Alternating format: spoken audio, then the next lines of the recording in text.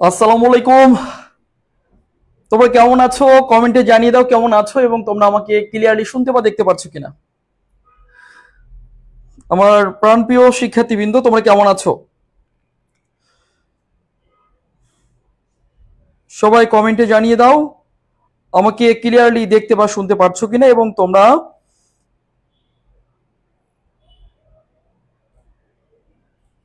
কেমন আছো সেটি জানিয়ে দাও।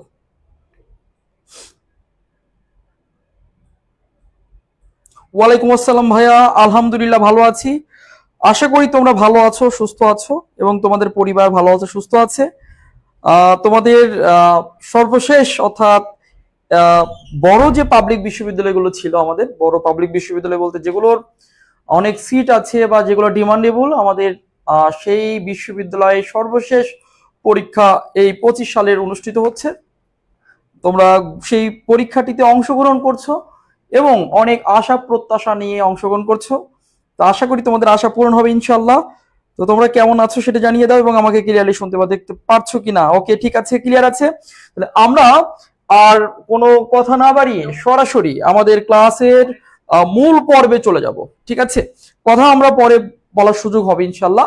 তাহলে আমরা পড়াই চলে যাচ্ছি সরাসরি, আর একটু দেরি করব না, তোমাদের সময়ের অনেক মূল্য। ঠিক আছে, তোমরা শুধু একটা কাজ করো, ক্লাসটি প্রত্যেকে যারা জয়েন করছো প্রত্যেকে ক্লাসটি শেয়ার করো, সবাই ক্লাসটি শেয়ার করো এবং যদি সম্ভব হয় বন্ধুদের মেনশন দিয়ে দাও, যারা এখনো জানে না তারা ক্লাসটিতে জয়েন করতে পারবে। তাহলে আমরা আর কথা না বাড়িয়ে সরাসরি আমাদের সেই কাঙ্ক্ষিত ক্লাসে চলে যাচ্ছি। আজকের ক্লাসটি কিসের উপরে সেটা বলছি তোমাদের। আজ হচ্ছে ক্লাসটি অনুষ্ঠিত হবে মূলত, আমরা যদি বলি এই যে জিএসটি তে যে তোমরা পরীক্ষা অংশগ্রহণ করছো, অর্থাৎ গুচ্ছতে, গুচ্ছ বিশ্ববিদ্যালয়ে যে পরীক্ষা অংশগ্রহণ করছো জিএসটি, এই বিশ্ববিদ্যালয়ের অংশগ্রহণ করলে তোমাদের সাধারণ জ্ঞানে যে 30 পয়েন্টস আছে, সাধারণ জ্ঞান বিষয়ে 30 নম্বর আছে, 30 নম্বর, 30টি প্রশ্ন আছে। এই 30টি প্রশ্নের জন্য একদম এই 30টি প্রশ্নকে কেন্দ্র করে বা এই 30টি প্রশ্ন যাতে তোমাদের সর্বোচ্চ যাতে এর মধ্যে কমন পড়ে যায়, সেই জন্য আজকের ক্লাসের আয়োজন। অর্থাৎ সাধারণ জ্ঞান 30টি প্রশ্নের, জিএসটি সাধারণ জ্ঞান 30টি প্রশ্নের অনুরূপ, ঠিক আছে, প্রশ্নের অনুরূপ আমরা অনুরূপ প্রশ্ন বানিয়েছি আজকে। অর্থাৎ জিএসটি ভর্তি পরীক্ষার সাধারণ জ্ঞান 30টি প্রশ্নের অনুরূপ প্রশ্ন আজকে পাচ্ছ। অর্থাৎ যে তোমাদের গুচ্ছতে অংশগ্রহণ করলে, গুচ্ছ ভর্তি পরীক্ষা অংশগ্রহণ করলে তোমরা যেরকম প্রশ্ন পেতা, যে কোন টাইপের প্রশ্ন থাকবে বা কোন ধরনের প্রশ্ন থাকবে, প্রশ্নের প্যাটার্ন কেমন হতে পারে, বা এখান থেকে যেন কিছু প্রশ্ন হুবহু কমন পড়ে যায়, তোমরা যার প্রত্যাশায় ছিলা, অনেকে একটু কম প্রশ্ন পড়ালেখা করেছো সবার জন্য, অর্থাৎ যারা পড়ালেখা করেছো তাদের জন্য ভালো হবে, তারা এখান থেকে হুবহু অনেকগুলো প্রশ্ন কমন পেয়ে যাবা ইনশাআল্লাহ, সেই প্রত্যাশা রাখি। এবং তুমি গুচ্ছ যে হচ্ছে ভর্তি মানে প্রশ্ন প্যাটার্ন, সেটা সম্পর্কে একদম ক্লিয়ার একটা ধারণা পেয়ে যাবা। আর যারা কম পড়ালেখা করেছো তাদের জন্য আজকের ক্লাসটি একদম কি বলবো, আগুন বলো বা হচ্ছে তুমি এই এই ক্লাসটি যথেষ্ট তোমার জন্য, এটাও বলতে পারো, যা ইচ্ছা তুমি এই ক্লাসটিকে তোমার জন্য আজকে একটা ট্যাগ লাগাইতে পারো। ঠিক আছে, যে প্রশ্নটি অর্থাৎ এই ক্লাসটি আমার জন্য অনেক অনেক বেশি গুরুত্বপূর্ণ। ঠিক আছে, তাহলে আমরা চলে যাচ্ছি সরাসরি আমাদের প্রশ্নে। তাহলে জিএসটি ভর্তি পরীক্ষার সাধারণ জ্ঞান 30টি প্রশ্নের অনুরূপ প্রশ্ন, অনুরূপ মানে কি, যেভাবে হতে পারে সেই রকম প্রশ্ন আমরা চলে যাচ্ছি। চলো তাহলে প্রথম প্রশ্নটি কি আছে দেখা যাক, যে যে প্রশ্নটি পরীক্ষায় আসতে পারে। আবু সাইদ শহীদ হয় কবে? আবু সাইদ শহীদ হয় কবে? তার আগে আর একটি কথা বলে দিচ্ছি, অনেকেই তোমরা আছো যে ভাইয়া প্রশ্ন বলেন, উত্তর বলেন, সামনে চলে যান, এই জন্যই তোমাদের চান্স হয় না। যারা এরকম চিন্তা করো এই জন্য তোমাদের চান্স হয় নাই। ওরা কি চায়, প্রশ্ন বলবেন, উত্তর বলবেন, সামনে চলে যাবেন। আমি যদি প্রশ্ন আমি বলি, যারা চান্স এই কারণে যারা চান্স পাও নাই, অর্থাৎ যাদের ধৈর্য নাই, তারা ক্লাস থেকে এখনই কেটে পড়ো। আর যাদের ধৈর্য আছে, যে ভাইয়া প্রশ্ন এটা হুবহু আসতেও পারে নাও পারে, কিন্তু আপনি যে অপশন যে বানিয়েছি, অপশন বানাইতে আমার কষ্ট হয়েছে, যদি প্রশ্ন কমন নাও পড়ে, এই অপশন চারটা যদি আমি বিশ্লেষণ করে দেই ইনশাল্লাহ এখান থেকে কমন পড়ে যাবে। নাই হুবহু প্রশ্ন কমন পড়বে, না এখান থেকে অপশন কমন পড়বে। অনেকেই বোঝে না, অনেকেই হয়তো বা বোঝে না বলেই তো চান্স দেখা যাচ্ছে অনেকে অনেক জায়গায় পাচ্ছে না বা হচ্ছে না, কেন? ওদের ধৈর্যটা নাই। এই কথা বলবো না ভাইয়া সামনে চলে যান, ভাইয়া এই পরের প্রশ্নে চলে যান, ভেরি ব্যাড। অর্থাৎ তোমাকে 4টি অপশনই জানতে হবে, ঠিক আছে, তবেই প্রশ্ন কমন পাওয়া যাবে। শুধু হুবহু এরকম প্রশ্ন কিন্তু আসবে না। তাহলে আমরা প্রশ্নে চলে যাচ্ছি, আবু সাইদ শহীদ হয় কবে? আবু সাইদ শহীদ হয় কবে? আমরা দেখব যে উত্তর হবে ক, অর্থাৎ 16 জুলাই। 16 জুলাই। তাহলে আমরা জানি 5 আগস্টে কি হয়েছে? 5 আগস্টে ফ্যাসিবাদের পতন, অর্থাৎ ফ্যাসিস্টের পতন, ফ্যাসিস্ট পতন, অর্থাৎ ফ্যাসিস্ট সরকার, অর্থাৎ আমাদের যে হচ্ছে এর আগে যারা ক্ষমতায় ছিল তাদের পতন ঘটানো হলো কত আগস্টে? 5 আগস্টে, ফ্যাসিস্ট, ঠিক আছে, ওকে। তারপর 8 আগস্ট। 8 আগস্ট হচ্ছে অন্তর্বর্তীকালীন সরকার গঠন, অন্তর্বর্তীকালীন সরকার গঠন, কালীন সরকার গঠন। এই যে বর্তমান আমরা বাংলাদেশের যে সরকার দেখছি, ইন্টারিম গভর্নমেন্ট বা অন্তর্বর্তীকালীন সরকার, এই সরকার গঠিত হয়েছে কত তারিখে? 8 আগস্ট। তাহলে আমাদের প্রশ্ন বিশ্লেষণটা খুবই দরকার। আবার বলছি, হুবহু প্রশ্ন পড়লে যে কমন পড়বে এমনটা ভাবা যাবে না। আমি তোমাদের জন্য এমন ভাবে এই প্রশ্ন 30টি তৈরি করেছি, নাই হুবহু প্রশ্ন কমন পড়বে, না হলে অপশন থেকে কমন পড়ে যাবে। কাজেই তোমরা অবশ্যই ধৈর্য ধারণ করে মাত্র 30টি প্রশ্ন যদি তোমরা একটু বিশ্লেষণ করতে পারো এবং তোমরা যদি নোট করতে পারো বা একটু ভালো করে বুঝতে পারো, ইনশাআল্লাহ এখান থেকে অনেকগুলো প্রশ্ন কমন পড়বে, আমি এই প্রত্যাশা রাখি। তাহলে আমরা চলে যাচ্ছি দ্বিতীয় প্রশ্ন। তাহলে আমাদের 1 নাম্বার, আবু সাইদ শহীদ হয় কবে? এই যে ছাত্র অভ্যুত্থানে বা আমাদের যে গণ অভ্যুত্থান হলো, সেই গণ অভ্যুত্থানে আবু সাইদ শহীদ হয়েছে 16 জুলাই 2024। আর 5 আগস্টে ফ্যাসিস্টের পতন, 8 আগস্ট হচ্ছে অন্তর্বর্তীকালীন সরকার গঠন, অর্থাৎ যে সরকার বর্তমান আছে। চলে যাচ্ছি আমরা দ্বিতীয় প্রশ্নে। দ্বিতীয় প্রশ্ন আমাদের কি আছে দেখি। দ্বিতীয় প্রশ্নটি হচ্ছে আমাদের, দেখতে পাচ্ছি এসডিজির ক্ষেত্রে কোনটি সঠিক নয়? কোনটি সঠিক নয়? এসডিজি। এসডিজি কি? SD sustainable development goals, sustainable development, DEVELOP, এগুলো খেয়াল রাখবা কিন্তু। আবার বলছি, অনেকে আছো তোমরা এখানে, আমি এই জন্য বারবার কথাটি বলছি, sustainable development goals, sustainable development goals. তোমরা অনেকে এখানে আছো শুধু চাও ভাইয়া প্রশ্ন বলেন উত্তর বলেন, প্রশ্ন বলেন উত্তর বলেন। এদের জন্য বারবার একটা কথা বলছি, এবং তোমরা প্রশ্নগুলো লেখো না এবং এগুলো খেয়াল করো না। আমি প্রশ্ন বলার পরে যতগুলো জিনিস ব্যাখ্যা করব, যতগুলো জিনিস বলবো, ওগুলো আরো বেশি গুরুত্বপূর্ণ, মনে রাখবা। তোমরা অনেকে না বুঝে ভাবো যে ওগুলো গুরুত্বপূর্ণ না, ভাই মানে এমনি এমনি লিখতেছে না। তোমার ব্যাখ্যার সময় যতগুলো প্রশ্ন আমি লিখে দিব, প্রত্যেকটাই কিন্তু গুরুত্বপূর্ণ। তাহলে লক্ষ্য করো, এসডিজি এর ক্ষেত্রে কোনটি সঠিক নয়? তাহলে এসডিজি কি ভাই? এসডিজি পূর্ণরূপ sustainable development goals, sustainable development goals অর্থাৎ টেকসই উন্নয়নের লক্ষ্যমাত্রা। যদি বাংলা বলি আমরা, বাংলা বললে হয় টেকসই, টেকসই উন্নয়নের লক্ষ্যমাত্রা। উন্নয়নের কি বলেছি? লক্ষ্যমাত্রা, টেকসই উন্নয়নের লক্ষ্যমাত্রা, যাকে আমরা ইংরেজিতে বলি হচ্ছে সাস্টেনেবল ডেভেলপমেন্ট গোলস। ওকে, আসতে পারে এসডিজির পূর্ণরূপ কি, আসতে পারে সাস্টেনেবল ডেভেলপমেন্ট গোলস এর বাংলা কি দেখো, অথবা তোমার এসডিজি নাম না দিয়ে তোমাকে দিতে পারে টেকসই উন্নয়ন, মানে মজবুত উন্নয়ন, টেকসই উন্নয়নের লক্ষ্যমাত্রা। তাহলে আমরা লক্ষ্য করব এখানে, আমি দেখো আমি কিন্তু একটু স্পিডি যাব, আমি কিন্তু স্পিডি যাব, কারণ তোমাদের এত সময় নেই। স্পিডি যাব যাতে তোমাদের দ্রুত হয়ে যায় প্রশ্নগুলো।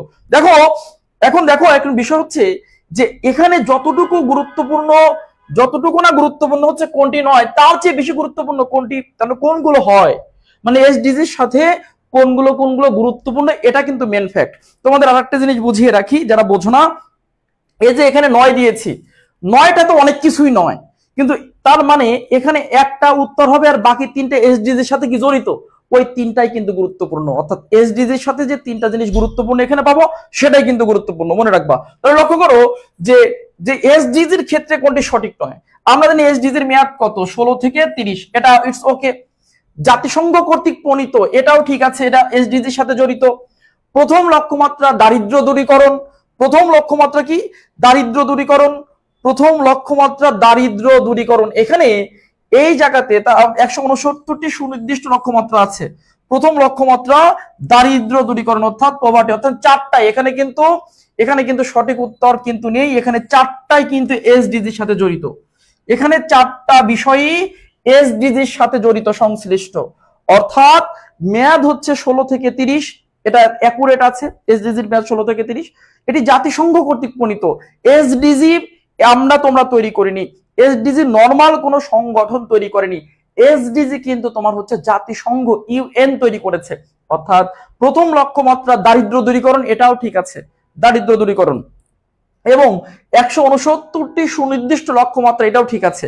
আর লক্ষ্যমাত্রা কতটি? লক্ষ্যমাত্রা যদি বলে, লক্ষ্যমাত্রা সুনির্দিষ্ট লক্ষ্যমাত্রা যদি লক্ষ্যমাত্রা বললে কত দিব? 17টি। অর্থাৎ এখানে কিন্তু সঠিক উত্তর নেই। সঠিক উত্তর নেই বলতে এখানে উত্তরটা নেই, কিন্তু এই জিনিসগুলো এসডিজির জন্য প্রয়োজন। তাহলে এসডিজির সাথে এই তথ্যগুলো তোমরা ভালো করে মনে রাখবা। তাহলে এসডিজি, সাস্টেইনেবল ডেভেলপমেন্ট গোলস, টেকসই উন্নয়নের লক্ষ্যমাত্রা, তার সঙ্গে সংশ্লিষ্ট যে বিষয়গুলো আছে এখানে সবগুলো, এখানে 9 দিয়েছিলাম, এখানে 9 দিয়ে কোনো উত্তরই নেই। অর্থাৎ এখানে সবগুলোই এসডিজির সাথে সম্পর্কযুক্ত এবং সঠিক তথ্য, কোনোটাই এখানে ভুল নেই। অর্থাৎ এখানে সঠিক উত্তরটা কিন্তু, যে উত্তরটা হওয়ার কথা সেটা কিন্তু নেই। সবাই কি বুঝতে পেরেছো? ওকে, সবাই ক্লিয়ার? সবাই ক্লিয়ার কিনা, বুঝতে পেরেছো কিনা? তাহলে এসডিজির সুনির্দিষ্ট লক্ষ্যমাত্রা বলে 169টা, লক্ষ্যমাত্রা বললে 17টা। সবাই বুঝতে পেরেছো কিনা? সবাই বলো, সবাই বুঝতে পেরেছো কি? এখানে কিন্তু কোনো 9 এর কোন, এখানে সবগুলোই কিন্তু এসডিজির সাথে একদম মানে সঠিক তথ্য, এসডিজির সঠিক তথ্য, কোনো এসডিজির ক্ষেত্রে এখানে কোনো ভুল তথ্য নেই। আমরা চলে যাচ্ছি এবার হচ্ছে তৃতীয় প্রশ্নে। এখান থেকে একটা প্রশ্ন আসার সম্ভাবনা খুবই খুবই খুবই বেশি, মনে রাখবা। আর এসডিজির আগে, এই এসডিজির আগে, এর পূর্বে জাতিসংঘ যে লক্ষ্যমাত্রাটি নির্ধারণ করেছিল সেটা কিন্তু MDG, millennium development goals, millennium development goals. এমডিজির ছিল হচ্ছে তোমার 2001 থেকে 2015 পর্যন্ত, 2001 থেকে 2015 পর্যন্ত এমডিজির লক্ষ্যমাত্রা ছিল কিন্তু 8টা। এমডিজির লক্ষ্যমাত্রা ছিল কয়টা? 8টা ছিল লক্ষ্যমাত্রা। তবে এমডিজি যেহেতু 15 সালে শেষ হয়েছে, এমডিজির পরিবর্তে, এমডিজির প্রতিস্থাপনে বর্তমানে জাতিসংঘের যে লক্ষ্যমাত্রাটি চলছে সেটা হচ্ছে এসডিজি। অর্থাৎ এসডিজির আগে ছিল এমডিজি, মিলেনিয়াম ডেভেলপমেন্ট গোলস, সেটি 1 থেকে 15 পর্যন্ত চালু ছিল। এরপর এমডিজির লক্ষ্যমাত্রা বা এমডিজির মেয়াদ শেষ হয়ে গেলে এমডিজি কে বাদ দিয়ে নতুন করে আবার জাতিসংঘ আর একটি লক্ষ্যমাত্রা সেট করেছে, যার নাম হচ্ছে এসডিজি, সাস্টেইনেবল ডেভেলপমেন্ট গোলস। ওকে, ঠিক আছে, সবাই বুঝতে পেরেছো? চলে যাচ্ছি আমরা 3 নম্বর প্রশ্নে। দেখা যাক আমাদের 3 নম্বর প্রশ্ন তোমাদের জন্য কোন প্রশ্নটি রয়েছে। 3 নম্বর প্রশ্ন হচ্ছে ঢাকায় বিনিয়োগ, ঢাকায় বিনিয়োগ, এটা থেকে আসতে পারে প্রশ্ন। বিনিয়োগ বা ইনভেস্টমেন্ট সামিট 2025 সম্মেলনের সাথে জড়িত তথ্য 9 বলেছি, কিন্তু 9 বলার উদ্দেশ্য তোমাকে বোঝানো যে কোনগুলো হয়। 9 তো ওটা গুরুত্বপূর্ণ না, কিন্তু তোমার মাথায় রাখতে হবে 9তে একটা উত্তর হবে, কিন্তু উত্তরটা ছাড়া বাকি 3টাই কিন্তু এই ইনভেস্টমেন্ট সামিটের সাথে জড়িত। ওই 3টা তথ্যই কিন্তু তোমাদের জন্য বেশি প্রয়োজন, মনে রাখবা। ওকে, তাহলে এখন তোমাদের কাছে প্রশ্ন করেছি, ঢাকায় বিনিয়োগ ইনভেস্ট সামিট 2025 সম্মেলনের সাথে জড়িত তথ্য 9 কোনটি?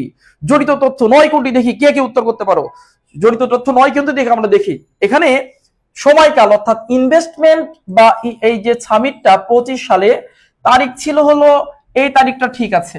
সময়কাল হচ্ছে 7 থেকে 10 এপ্রিল, ইটস ওকে।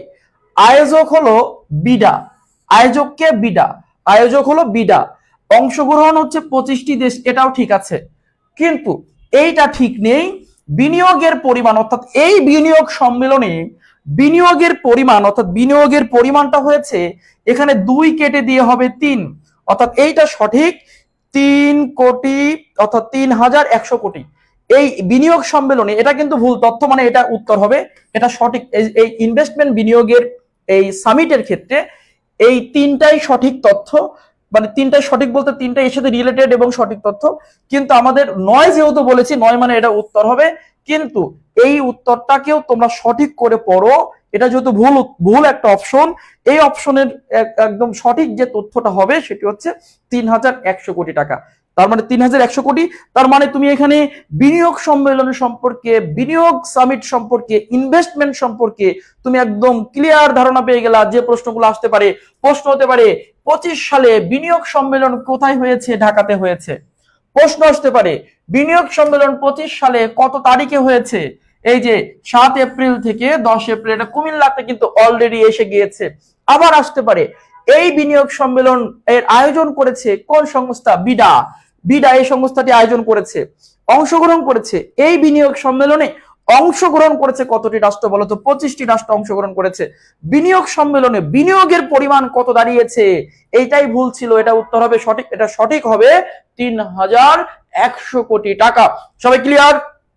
বলো সবাই ক্লিয়ার? ওকে ঠিক আছে, তাহলে পারবো না, হবে না, আমার দ্বারা সম্ভব না, এগুলো না বলে তোমরা এখন আমি যা পড়াচ্ছি সেদিকে মন দাও। পিডিএফ করে পাগল হয়ে যাচ্ছ, ভেরি ব্যাড। যে পিডিএফ করে পাগল হয়ে যাচ্ছ, তুমি এখান থেকে ক্লাস থেকে বের হয়ে যাও, ঠিক আছে? পড়াইতে দাও, গতি বাড়াও, ঠিক আছে? ওকে, লক্ষ্য করো। তাহলে আমরা আশা করি এই বিষয়গুলো বুঝতে পেরেছি, আমরা পারবো ইনশাল্লাহ। চলে যাচ্ছি আমরা 3 নাম্বার থেকে 4 নাম্বার প্রশ্নে কি আছে দেখি। 4 নাম্বার, তাহলে সবগুলো তথ্য কিন্তু আমরা জেনে নিলাম বিনিয়োগ সম্মেলন সম্পর্কে। চলে যাচ্ছি আমরা 4-এ। এআই, আর্টিফিশিয়াল ইন্টেলিজেন্সের ক্ষেত্রে কোনটি সঠিক নয়? আর্টিফিশিয়াল ইন্টেলিজেন্সের ক্ষেত্রে কোনটি সঠিক নয়? ঠিক আছে, আর্টিফিশিয়াল ইন্টেলিজেন্স, বলো এটা উত্তর করো তোমরা। আর্টিফিশিয়াল ইন্টেলিজেন্সের ক্ষেত্রে কোনটি সঠিক নয়? দ্রুত উত্তর করো। আর্টিফিশিয়াল ইন্টেলিজেন্সের ক্ষেত্রে কোনটি সঠিক নয়? দ্রুত উত্তর করতে হবে। এর মধ্যে কোনটি সঠিক নয়? এর মধ্যে আমরা দেখব সঠিক নয় কোনটি। দ্রুত, সবাই দ্রুত, ঠিক আছে? দেখো, পূর্ণরূপ, এআই এর পূর্ণরূপ কিন্তু হচ্ছে, এআই এর পূর্ণরূপ হচ্ছে তোমার কত? পূর্ণরূপ আর্টিফিশিয়াল ইন্টেলিজেন্স। এটা ঠিক আছে, আমরা কিন্তু না সঠিক নয় বলছি। তার চেয়ে গুরুত্বপূর্ণ আমাদের কোনগুলো এখানে সঠিক আছে সেটা জাস্টিফাই করতে হবে। চতুর্থ শিল্প বিপ্লবের ফল, এআই কিন্তু চতুর্থ অর্থাৎ 4th ইন্ডাস্ট্রিয়াল রেভলিউশনের ফল, চতুর্থ শিল্প বিপ্লবের ফল। ওকে, এটাও ঠিক আছে। আচ্ছা, তারপর হচ্ছে এআই দ্বারা প্রথম শিশু হচ্ছে কি? টং টং। এটাও ঠিক আছে, এআই দ্বারা প্রথম শিশু, এআই দ্বারা প্রথম শিশু, যে শিশু তৈরি করা হয়েছে, যে শিশু বানানো হয়েছে, সেই শিশুর নাম কি? টং টং। তাহলে এখানে এআই দ্বারা প্রথম সংবাদ পাঠক, এআই দ্বারা প্রথম আমাদের যে বাংলা সংবাদ পাঠক, ওটা কি অপরিচিতা নাকি অপরিজিতা?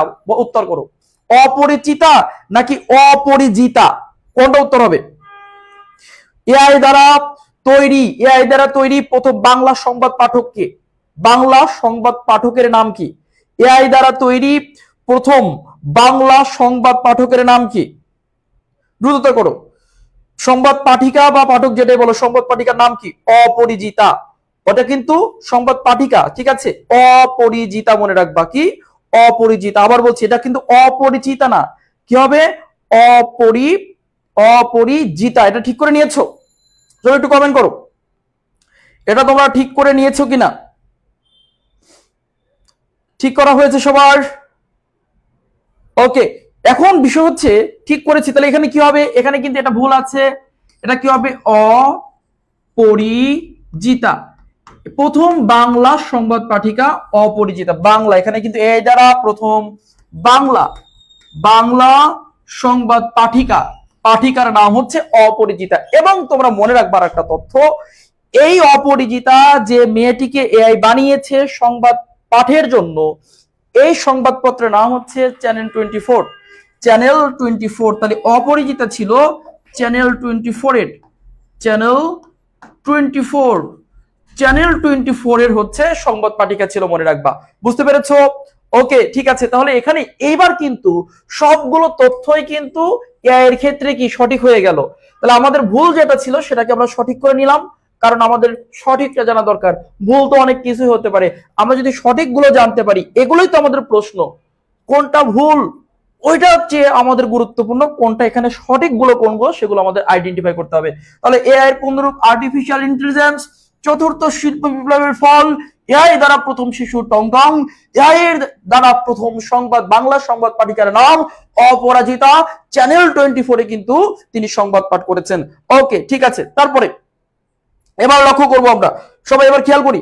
তাহলে এবার হচ্ছে নাম্বার কত? 5-এ চলে যাচ্ছে। নাম্বার 5 নাম্বার প্রশ্নে, 5 নাম্বার প্রশ্নে চলে যাও সবাই। মোহাম্মদ ইউনূস, ডক্টর মোহাম্মদ ইউনূসের 3G তথ্যের অন্তর্ভুক্ত নয় বলেছি।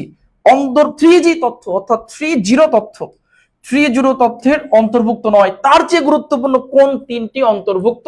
তুমি যদি এটা জানো কোন 3টি অন্তর্ভুক্ত, তাহলে তোমার কিন্তু এখানে আনসার করা সহজ হচ্ছে যে কোনটি নয়। আমার প্রথমত জানতে হবে কোন 3টি হয়, তারপরে আমি 9 বের করতে পারবো। তোমরা ঝটপট করে এই 5 নাম্বার প্রশ্ন উত্তর করে দাও। ডক্টর মোহাম্মদ ইউনূসের 3G তত্ত্বের অন্তর্ভুক্ত নয় কোনটি? অর্থাৎ তুমি জানো কি না যে কোন 3টি অন্তর্ভুক্ত আছে? 5 নাম্বার প্রশ্ন আমরা যত দ্রুত সম্ভব উত্তর করার চেষ্টা করবো ভাইয়া, যত দ্রুত সম্ভব।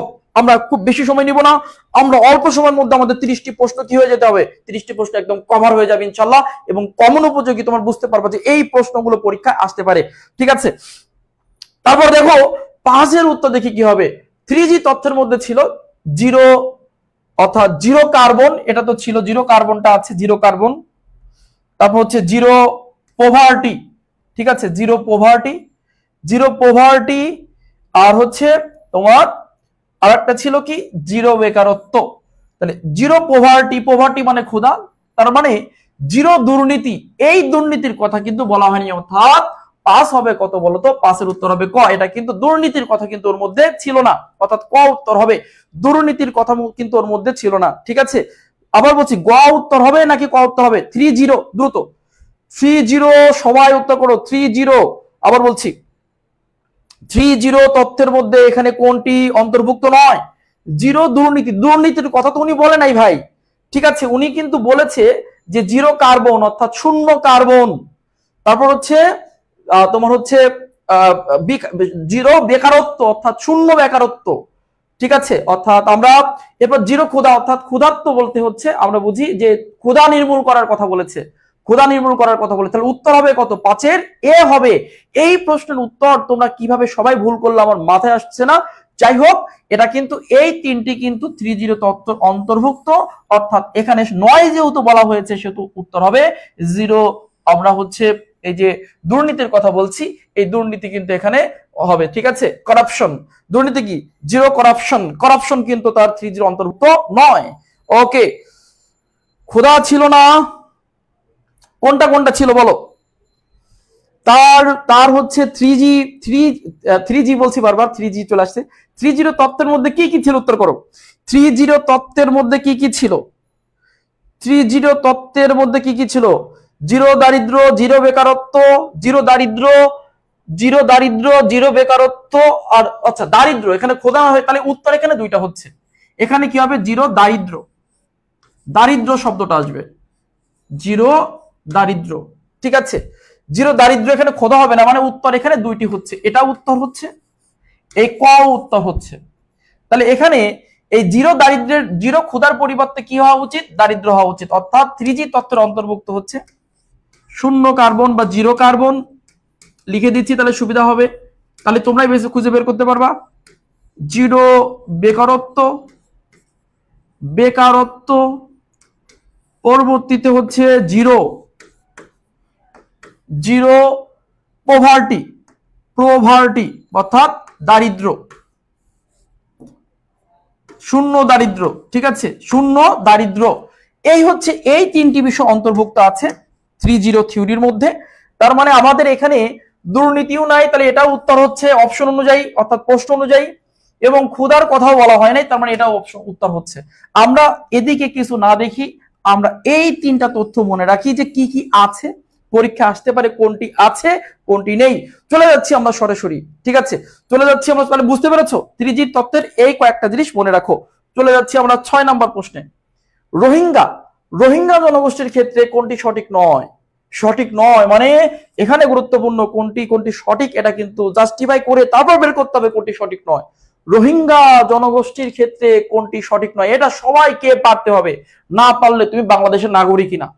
এটা যদি না পারো তুমি বাংলাদেশের নাগরিক না। রোহিঙ্গা জনগোষ্ঠীর ক্ষেত্রে কোনটি সঠিক নয়?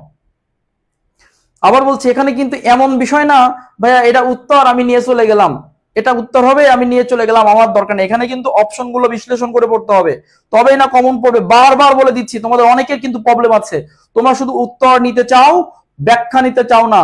এই ব্যাখ্যা থেকেই কিন্তু প্রশ্ন কমন পড়বে, আর প্রশ্নটা তৈরি করছে ওই ব্যাখ্যা দিয়েই, ঠিক আছে? কোনটা সঠিক উত্তর হবে? সঠিক উত্তর হবে হচ্ছে তারা বাংলাদেশের নাগরিক নয়, তারা তো মিয়ানমারের নাগরিক, ঠিক আছে? তাহলে এখানে কোনটি নয় বলা হয়েছে, তাহলে নয় কোনটি? এটি নয়, তার মানে এটি সঠিক উত্তর, সঠিক উত্তর এটি। অর্থাৎ এই বাকি 3টা কিন্তু রোহিঙ্গাদের সাথে সঠিক, মানে রোহিঙ্গাদের সাথে রিলেটেড এবং অথেন্টিক তথ্য। তাহলে রোহিঙ্গারা কোন দেশের নাগরিক, আমরা এখানে যদি সঠিক করে দেই, রোহিঙ্গারা কিন্তু মিয়ানমারের নাগরিক, বাংলাদেশের নাগরিক না, মিয়ানমারের নাগরিক। যদিও মিয়ানমার তাদের নাগরিকত্ব বাতিল করে দিয়েছে 82 সালে, তারপরেও আমরা বাংলাদেশের নাগরিক না বলে আমরা বলবো রোহিঙ্গারা মিয়ানমারের একটি জাতিগোষ্ঠী বা সম্প্রদায়, বাংলাদেশের তারা নয়, বাংলাদেশের নয়। বাংলাদেশে তারা কি? বাংলাদেশে তারা হচ্ছে তোমার হচ্ছে জোরপূর্বক বিতাড়িত হওয়া, আবার বলছি জোরপূর্বক বিতাড়িত হওয়া একটি জাতিগোষ্ঠী। জোরপূর্বক বিতাড়িত হওয়া মানে তাড়িয়ে দিয়েছে, গণহত্যার ভয় দেখিয়ে তাড়িয়ে দিয়েছে। কারা? মিয়ানমার তাড়িয়ে দিয়েছে। কাদেরকে? রোহিঙ্গাদেরকে। অর্থাৎ এখানে উত্তর হচ্ছে, তাহলে আমরা দেখতে পাচ্ছি রোহিঙ্গারা রাখাইন রাজ্যের মুসলিম সম্প্রদায়, এটা আমার রোহিঙ্গাদের ক্ষেত্রে সঠিক তথ্য। তার মানে এখানে 9 চেয়েছি। 17 সালে গণহত্যার শিকার হয়, তারা শিকার হয়, এটাও তাদের ক্ষেত্রে সঠিক তথ্য। তারা 17 সালে গণহত্যার শিকার হয়েছে। আশ্রয় কেন্দ্র উখিয়া, তাদের আশ্রয় কেন্দ্র বাংলাদেশের উখিয়া, কুতুব পালং, ভাষাঞ্চল, এগুলো তাদের আশ্রয় কেন্দ্র। আমরা রোহিঙ্গাদের এখানে আশ্রয় দিয়েছি।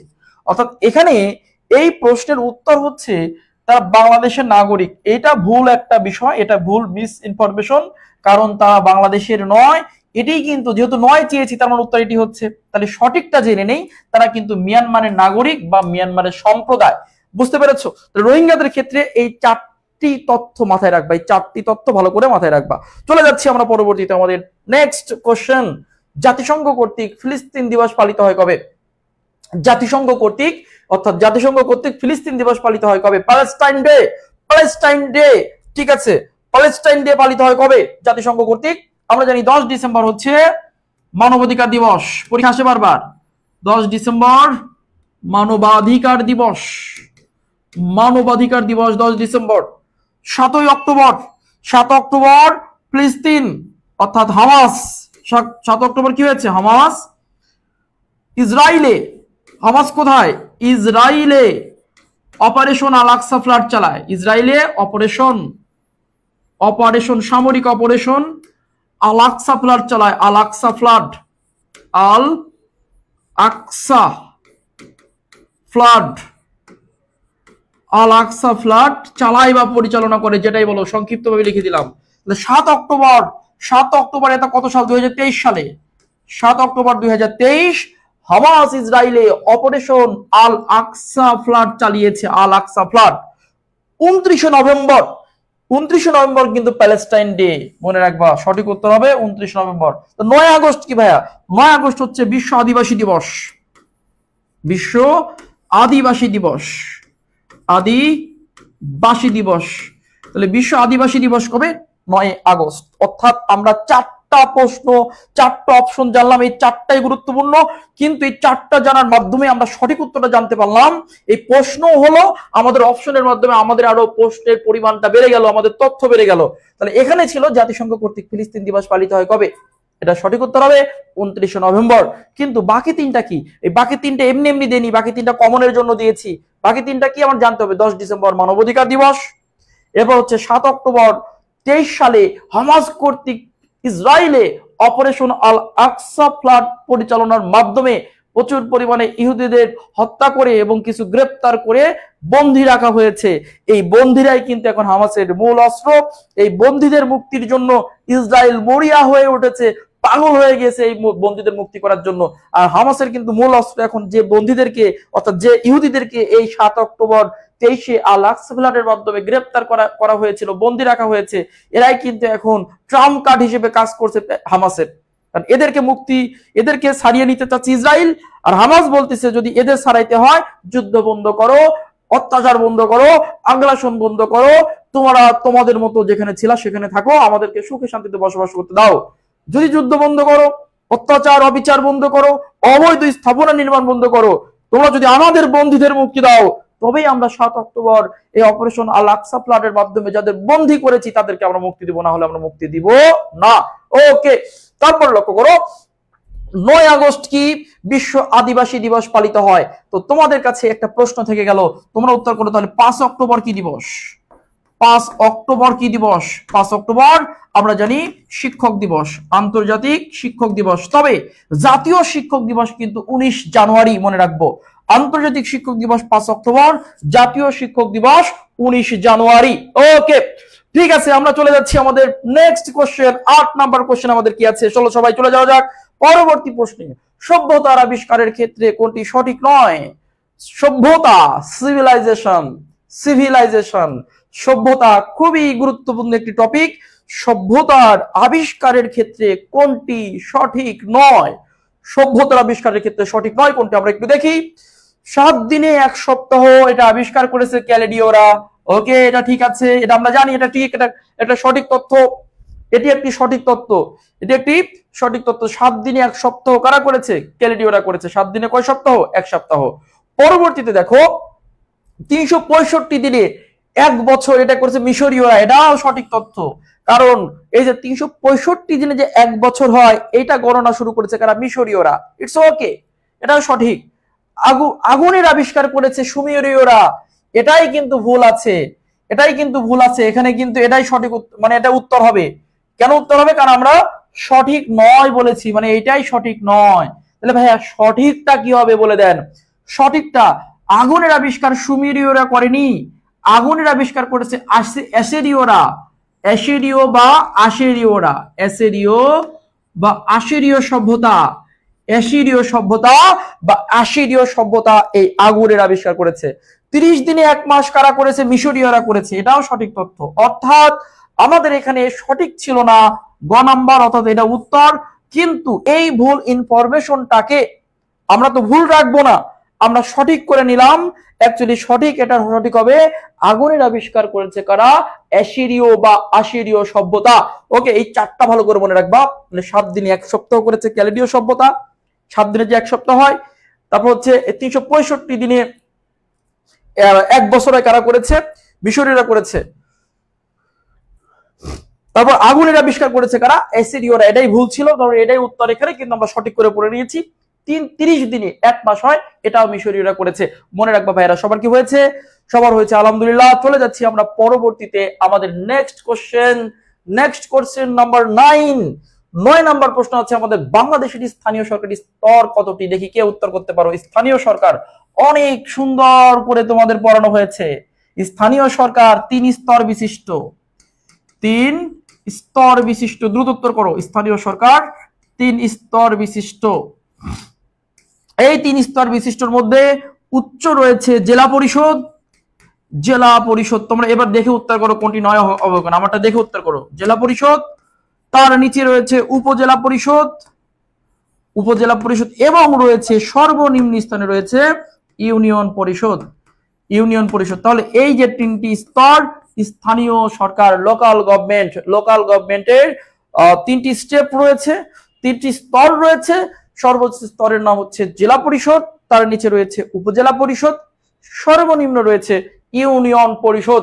অর্থাৎ এখানে সঠিক উত্তর হচ্ছে, আমরা দেখতে পাচ্ছি স্থানীয় সরকারের মধ্যে বিভাগ নাই, কিন্তু অর্থাৎ এটা সঠিক উত্তর, বিভাগ কিন্তু নাই, অর্থাৎ স্থানীয় সরকারের মধ্যে বিভাগ নাই। তাহলে সঠিক উত্তর হয়ে গেল 9 নাম্বারের সঠিক উত্তর কত বলো তো? 9 নাম্বারের সঠিক উত্তর ক, অর্থাৎ ক নাম্বার হয়ে গেল। সবাই কি বুঝতে পেরেছো?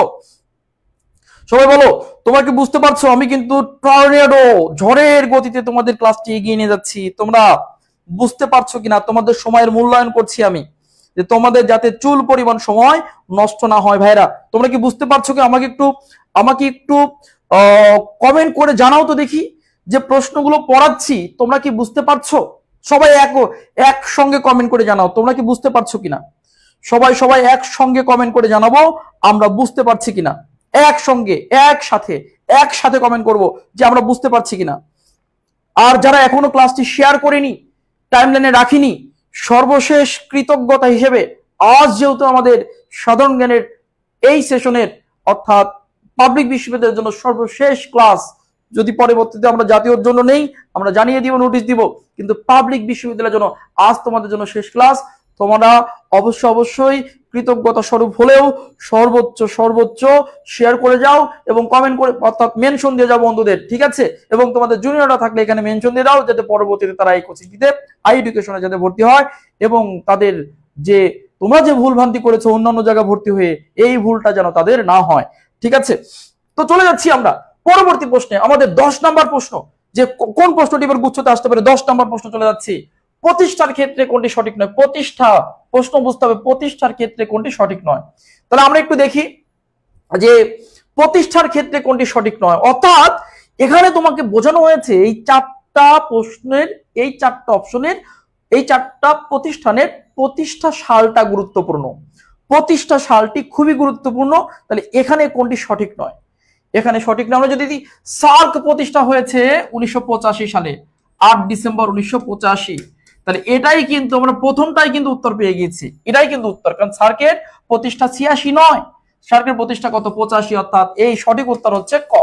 আসিয়ানেরটা ঠিক আছে 1967, ইইউ 1993, ব্রিক্স 2009, ব্রিক্স 2009 এর সঙ্গে কয়টি অ্যাড করে নাও, AU, AU, African Union 2002, African Union 2002, African Union 2002, Arab League, Arab League, Arab League, Arab League প্রতিষ্ঠা হয়েছে 1945 সালে, লিখে নাও। এবার সাথে করে অ্যাড করে দিচ্ছি, সঠিক করে লিখে নাও, সবগুলো সঠিক করে দিচ্ছি এখন। এই তিনটা তো সঠিক ছিল, ভুল ছিল যেটা স্যার প্রতিষ্ঠা সাল ঠিক করে দিয়েছি, সংশোধন করা হয়েছে। তার সঙ্গে গুরুত্বপূর্ণ আরো কয়টি লিখে দিচ্ছি। D8 এর প্রতিষ্ঠা সাল আসতে পারে, D8 প্রতিষ্ঠা হয়েছে 1997 সালে। আসতে পারে বিমস্টিক, খুবই গুরুত্বপূর্ণ, BIMESTEC, বিমস্টিক, বিমস্টিক প্রতিষ্ঠা হয়েছে 1997 সালে। পরবর্তীতে চলে যাচ্ছি আমরা আরেকটি, সেটা হচ্ছে G7, G7, G7 প্রতিষ্ঠা হয়েছে 1975 সালে, 1975। আরেকটি তথ্য লিখে নাও, GCC, Gulf cooperation council, Gulf cooperation council, Gulf cooperation council, GCC প্রতিষ্ঠা হয়েছে 1981 সালে, কত 1981 সালে, ঠিক আছে। আর হচ্ছে তোমরা মনে রেখো বিশ্ব ব্যাংকের কথা যদি বলে WB, WB বিশ্ব ব্যাংক মনে রাখবা 1944 সালে প্রতিষ্ঠা সাল দিবা, 1944। এবং তোমরা ন্যাটোর তথ্য মনে রেখো, NATO, NATO, NATO, North Atlantic Treaty Organisation, NATO প্রতিষ্ঠা হয়েছে 1949 সালে, 1949। এই কয়েকটা সংস্থা যদি, আর একটা Interpol, Interpol, INTER, Interpol, Interpol আন্তর্জাতিক পুলিশ সংস্থা, international police organisation, international police organisation, আন্তর্জাতিক পুলিশ সংস্থার নাম হচ্ছে ইন্টারপোল। ইন্টারপোল রয়েছে ফ্রান্সের লিও শহরে, ফ্রান্সের লিও শহরে। আজ আমি টর্নেডো চালিয়ে দিচ্ছি, আজ আমি অনেক দ্রুত গতিতে কথা বলছি, কারণ তোমাদের সময়ের খুবই মূল্য, এবং আজকে যাতে আমার পড়াটা রিভিশন হয়ে যায় এবং এখান থেকে যেন হুবহু কমন পড়ে যায়। তোমরা কেউ হতাশ হও না, দ্রুত বলছি বলে তোমরা অনেকে হয়তো ভাবতে পারো ভাই অনেক দ্রুত বলছে, যত দ্রুত বলবো শুধু শোনো আর হাত চালিয়ে যাও, প্রতি সেকেন্ডের প্রতি মুহূর্ত মূল্য সময় তুমি মূল্যায়ন করো, কারণ এই মুহূর্তে এটা শেষ করে তোমাকে আবার বাংলা রিভিশন দিতে হবে। একটু পরে আমাদের বাংলার জনপ্রিয় শিক্ষক সুফিয়ান স্যার কিন্তু তোমাদের একদম বাংলার একটা প্যাকেজ দিয়ে, ফুল প্যাকেজ যাতে একদম তোমাদের কভার হয়ে যায়, কমন যাতে পারে, স্যার কিন্তু একটু পরে হাজির হবে। স্যার অনেক পরিশ্রম করেছে, তোমরা অপেক্ষা করো, ঠিক আমার ক্লাসের পরে বাংলার আকর্ষণীয় এবং কমন উপযোগী একটি ক্লাস নিয়ে হাজির হচ্ছে আমাদের বাংলার জনপ্রিয় শিক্ষক সুফিয়ান সজীব স্যার, ঠিক আছে, সবাই অপেক্ষা করো। ওকে, পরবর্তীতে তাহলে আমরা যে প্রতিষ্ঠানগুলো এখানে দিয়েছি, প্রতিষ্ঠানের মধ্যে বলেছি সার্ক, সার্কের প্রতিষ্ঠা 1985।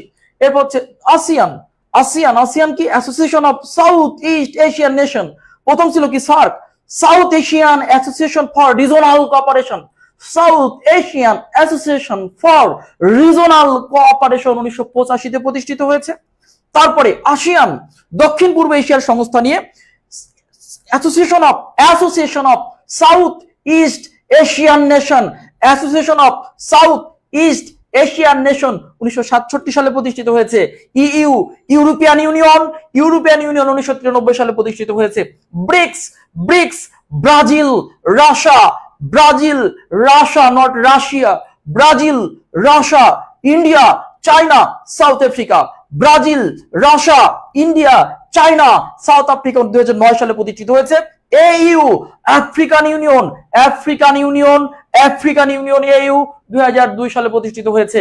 আরব লীগ, আরব লীগ একটা জোট, একটি আঞ্চলিক জোট, আরব রাষ্ট্রগুলো নিয়ে গঠিত। হুইজ আরব কান্ট্রি, আরব কান্ট্রি কাকে বলে? আরব কান্ট্রি হচ্ছে যাদের ভাষা আরবি, ধর্ম ইসলাম, ভাষা আরবি, ধর্ম ইসলাম, তাদের আরব রাষ্ট্র বলে মনে রাখবা।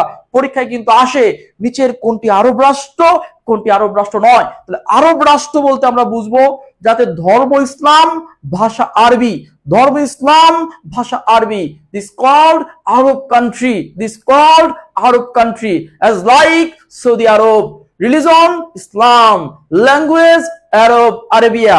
দেন which is not Arab country? Previous question, which is not Arab country, অর্থাৎ কোনটি আরব রাষ্ট্র নয়? Iran. Iran. Why? Because Iran is language Farsi. ধর্ম ইসলাম কিন্তু ভাষা ফার্সি, ধর্ম ইসলাম কিন্তু ভাষা ফার্সি। আর আরব রাষ্ট্র হতে হলে দুইটা ক্রাইটেরিয়া লাগবে, কন্ডিশন দুইটা ফুলফিল করতে হবে, ধর্ম ইসলাম ভাষা আরবি, তবেই কিন্তু আরব রাষ্ট্র হবে। ওকে ঠিক আছে, চলে যাচ্ছি আমরা পরবর্তীতে আরেকটি সংস্থা দেখছি। এখানে লিখেছি আমরা D8 ডেভেলপিং 8 উন্নয়নশীল 8টি মুসলিম রাষ্ট্র। এখানে আটটাই কিন্তু মুসলিম রাষ্ট্র, আটটাই কিন্তু মুসলিম রাষ্ট্র, এখানে আটটাই মুসলিম রাষ্ট্র। 1997 সালে প্রতিষ্ঠিত হয়েছে, সদর দপ্তর তুরস্কের ইস্তাম্বুল, সদর দপ্তর তুরস্কের ইস্তাম্বুল। বেমস্টেক, বেমস্টেক খুবই গুরুত্বপূর্ণ, এর সদর দপ্তর কিন্তু গুলশান। আমরা জানি এর সদর দপ্তর কোথায়? গুলশানে রয়েছে সদর দপ্তর, আমাদের ঢাকার গুলশানে রয়েছে। বিমস্টেক, বিমস্টেক কি? বিমস্টেক থেকে প্রশ্ন আসতে পারে, বিমস্টেক কি ধরনের সহায়তা করে, বিমস্টেকের কাজ কি, বিমস্টেকের সদস্য কতটি? মনে রাখবা 60টি। বিমস্টেকের টোটাল 60টি সদস্য রয়েছে। বিমস্টেকের পূর্ণরূপ, বিমস্টেকের পূর্ণরূপ বে of Bengal, Bay of Bengal, এটা কিন্তু কম পড়ে গেছে, অর্থাৎ বঙ্গোপসাগরের আশেপাশের রাষ্ট্রগুলোর একটি সহযোগী সংগঠন। কি সহযোগিতা করে? অর্থনৈতিক এবং প্রযুক্তিগত, অর্থনীতি এবং প্রযুক্তিগত, লিখে নাও, অর্থনীতি এবং প্রযুক্তিগত সহায়তার জন্য। আবার বলছি, অর্থনীতি এবং প্রযুক্তিগত সহায়তার জন্য বঙ্গোপসাগর এবং তার আশেপাশের রাষ্ট্রগুলোকে নিয়ে গঠিত সংস্থা নাম হলো BIMSTEC. The full form of BIMSTEC, Bay of Bengal multilateral technical and economic cooperation. Bay of Bengal, Bay of Bengal, Bay of Bengal initiative for multilateral অর্থাৎ মাল্টি সেক্টরাল টেকনিক্যাল, এখানে BIMS হবে, একটা এস বাদ গেছে, এখানে কিন্তু লেখাটা কি আছে? BIMS TEC, তাই তো পূর্ণরূপ বলে মিলে না কেন? বে of Bengal, Bay of Bengal initiative for multi sectoral technical and economic cooperation. Bay of Bengal multi sectoral technical and economic cooperation, অর্থাৎ অর্থনীতি, অর্থনীতি আর টেকনিক্যাল মানে প্রযুক্তি, বঙ্গোপসাগরের আশেপাশের 60টি রাষ্ট্রকে নিয়ে গঠিত সংস্থা নাম বিমস্টেক। ওকে ঠিক আছে, পরবর্তীতে চলে যাচ্ছি আমরা, এবার যাচ্ছি আমরা, তারপর চলে যাচ্ছি আমরা পরবর্তী যে কি লিখেছি, G7 গ্রুপ অফ 7 শিল্প উন্নত 60টি রাষ্ট্র। কি উন্নত? শিল্প উন্নত 60টি রাষ্ট্র। শিল্প উন্নত 60টা রাষ্ট্র কি কি আছে? যুক্তরাষ্ট্র, এর মধ্যে আছে যুক্তরাষ্ট্র, যুক্তরাজ্য, ফ্রান্স, কানাডা। যুক্তরাষ্ট্র, যুক্তরাজ্য, যুক্তরাষ্ট্র, যুক্তরাজ্য, France, Canada, France, Canada, Italy, Japan, Italy, Japan. আবার বলছি, যুক্তরাষ্ট্র, কানাডা, যুক্তরাষ্ট্র, কানাডা, ব্রিটেন বা যুক্তরাজ্য, ব্রিটেন বা যুক্তরাজ্য, Italy, Italy, France, Italy, France, Germany, Japan, Germany, Japan. এই 60টি রাষ্ট্র নিয়ে গঠিত সংস্থার নাম G7, যার একমাত্র only one country in Asian continent, অর্থাৎ এশিয়া মহাদেশের মধ্যে একমাত্র এই G7 এর রাষ্ট্র হচ্ছে জাপান। এর পরীক্ষা প্রশ্ন আসে, একমাত্র কোনটা বলতো? জাপান। তাহলে এশিয়ার মধ্যে অর্থাৎ G7 এর রাষ্ট্রগুলোর মধ্যে একমাত্র এশিয়ান রাষ্ট্র কোনটা বলতো? জাপান। একমাত্র এশিয়ান রাষ্ট্র কোনটা? জাপান। এটা কিন্তু পরীক্ষা আসে। আচ্ছা পড়ো, GCC এর সদস্য কিন্তু কয়টা বলতো? 6টা। GCC সদস্য কয়টা? 6টা সদস্য আছে। GCC সদস্য 6। GCC একটি আঞ্চলিক সংগঠন। গালফ কোঅপারেশন কাউন্সিল, গালফ মানে উপসাগর, গালফ মানে উপসাগর, অর্থাৎ পারস্য উপসাগরের তীরে, পারস্য উপসাগরের তীরের, আবার বলছি পার্সিয়ান বা পারস্য উপসাগরের তীরের 6টি রাষ্ট্রের সহযোগিতামূলক একটা সংগঠন এই GCC, পূর্ণরূপ গালফ কোঅপারেশন মানে সহযোগিতা, কাউন্সিল মানে কি? সংস্থা বা পরিষদ। কত সালে প্রতিষ্ঠা হয়েছে? 1981 সালে। সদস্য কতটি? 6টি। চলে যাচ্ছি আমরা পরবর্তীতে WB, world bank, It situated in Washington DC, Washington DC capital of USA, United States of America. ওকে, তাহলে WBE হচ্ছে প্রতিষ্ঠা সাল established 1944 অর্থাৎ 1944 সালে বিশ্বব্যাংক প্রতিষ্ঠিত হয়েছে। এরপর আমরা চলে যাচ্ছি NATO the full form or the elaboration of NATO, North Atlantic Treaty Organization, North Atlantic Treaty Organization, North Atlantic Treaty Organization, North Atlantic Treaty Organization, North Atlantic Treaty Organization 1949 সালের 4 এপ্রিল প্রতিষ্ঠিত হয়েছে। 1949 সালের 4 এপ্রিল প্রতিষ্ঠিত হয়েছে। মনে রাখবা এই ন্যাটোর সদস্য বর্তমান কতটি? 32টি। এটা পরীক্ষা আসতে পারে। ন্যাটোর সদস্য কতটি বলো তো? 32টি। The last organization Interpol প্রতিষ্ঠা হয়েছে 1900 সালে? 23 সালে। ইন্টারপোলের প্রতিষ্ঠা 1923। The International Police Organization অর্থাৎ আন্তর্জাতিক পুলিশ সংস্থা ইন্টারপোল ফ্রান্সের রাজধানী, ফ্রান্সের শহর লিওতে অবস্থিত। লিও, নট প্যারিসে, লিওতে অবস্থিত। আশা করি বুঝতে পেরেছি। সবাই কি বুঝতে পেরেছো? তাই বলো। মোটামুটি টর্নেডোর গতিতে আমি তোমাদের কিছু সংগঠন বুঝিয়ে দিয়েছি। আমাদের মূল প্রশ্ন ছিল প্রতিষ্ঠার ক্ষেত্রে কোনটি সঠিক নয়। এখানে আমাদের ভুল ইনফরমেশন ছিল স্যারকে 86 ছিল, হবে না, হবে কত? 85 সালে। চলে যাচ্ছি আমরা পরবর্তী কোশ্চেন 11। বর্তমানে অর্থনীতির মূল সমস্যা কোনটি? অর্থাৎ এখানে বর্তমান না দিলেও চলবে। অর্থনীতির মূল সমস্যা কোনটি? কে বলতে পারবে? এই প্রশ্নটা আসার সম্ভাবনা খুবই আছে। এবার আমরা কিছু বেসিক প্রশ্নে চলে যাচ্ছি। অর্থনীতির মূল সমস্যা কোথায়? What's the main problem of economics? অর্থনীতির মূল সমস্যা কোথায়? দ্রুত উত্তর করো। অর্থনীতির মূল সমস্যা কোথায়? অর্থনীতির মূল সমস্যাটা কোথায়? এখানে কোনটা উত্তর হবে? স্বল্পতার সমস্যা, সম্পদের প্রাচুর্যতা, শ্রমিকের আধিক্য, বাজারের সমস্যা। এটা কোনটা উত্তর হবে? এটা সবাইকে পারতে হবে। এই প্রশ্নটা আসার সম্ভাবনা খুবই বেশি, অর্থাৎ 11 নাম্বার হবে। মনে রাখবা স্বল্পতার সমস্যা মানে অর্থনীতির সমস্যা হচ্ছে গ্যাপ, সম্পদের দুষ্প্রাপ্যতা। এখানে এভাবে আসতে পারে, সম্পদের দুষ্প্রাপ্যতা। এখানে প্রাচুর্যতা মানে কি? বেশি আসতে পারে। এটা যদি না থাকে আসতে পারে সম্পদের দুষ্প্রাপ্যতা।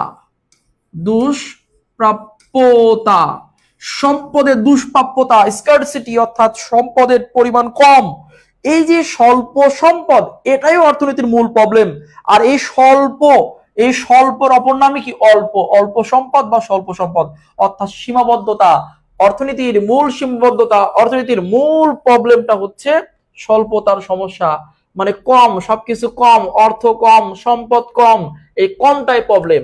এই জন্য দুই ভাবে তোমরা উত্তর করতে পারবা, স্বল্পতার সমস্যা, অথবা যদি না থাকে উত্তর করতে পারো সম্পদের দুষ্প্রাপ্যতা। এটা 3 স্টার দিয়ে রাখো। আসার পসিবিলিটি খুবই বেশি কিন্তু অর্থনীতি থেকে। তোমরা যারা অর্থনীতি নিয়ে অনেক দুশ্চিন্তায় ছিলা, আজকে কিছু প্রশ্ন নিয়ে তোমাদের সামনে হাজির হয়েছি।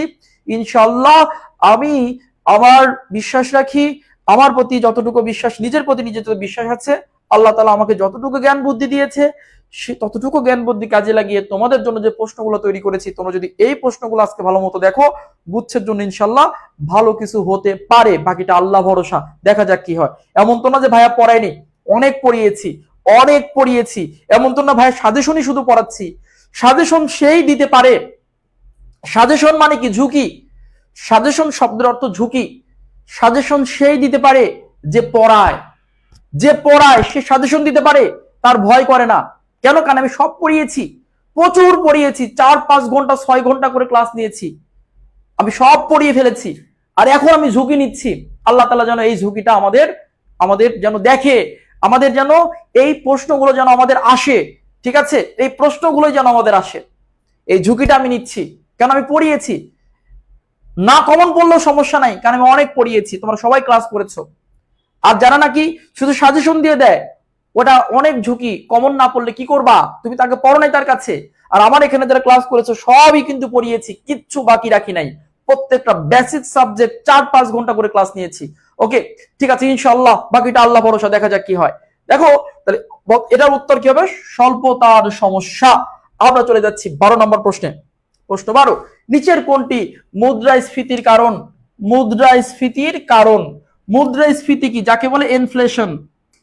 ইনফ্লেশন, ইনফ্লেশন, ফ্লেশন, ইনফ্লেশন। ইনফ্লেশন মানে কি? মুদ্রাস্ফীতি। মুদ্রাস্ফীতি কি?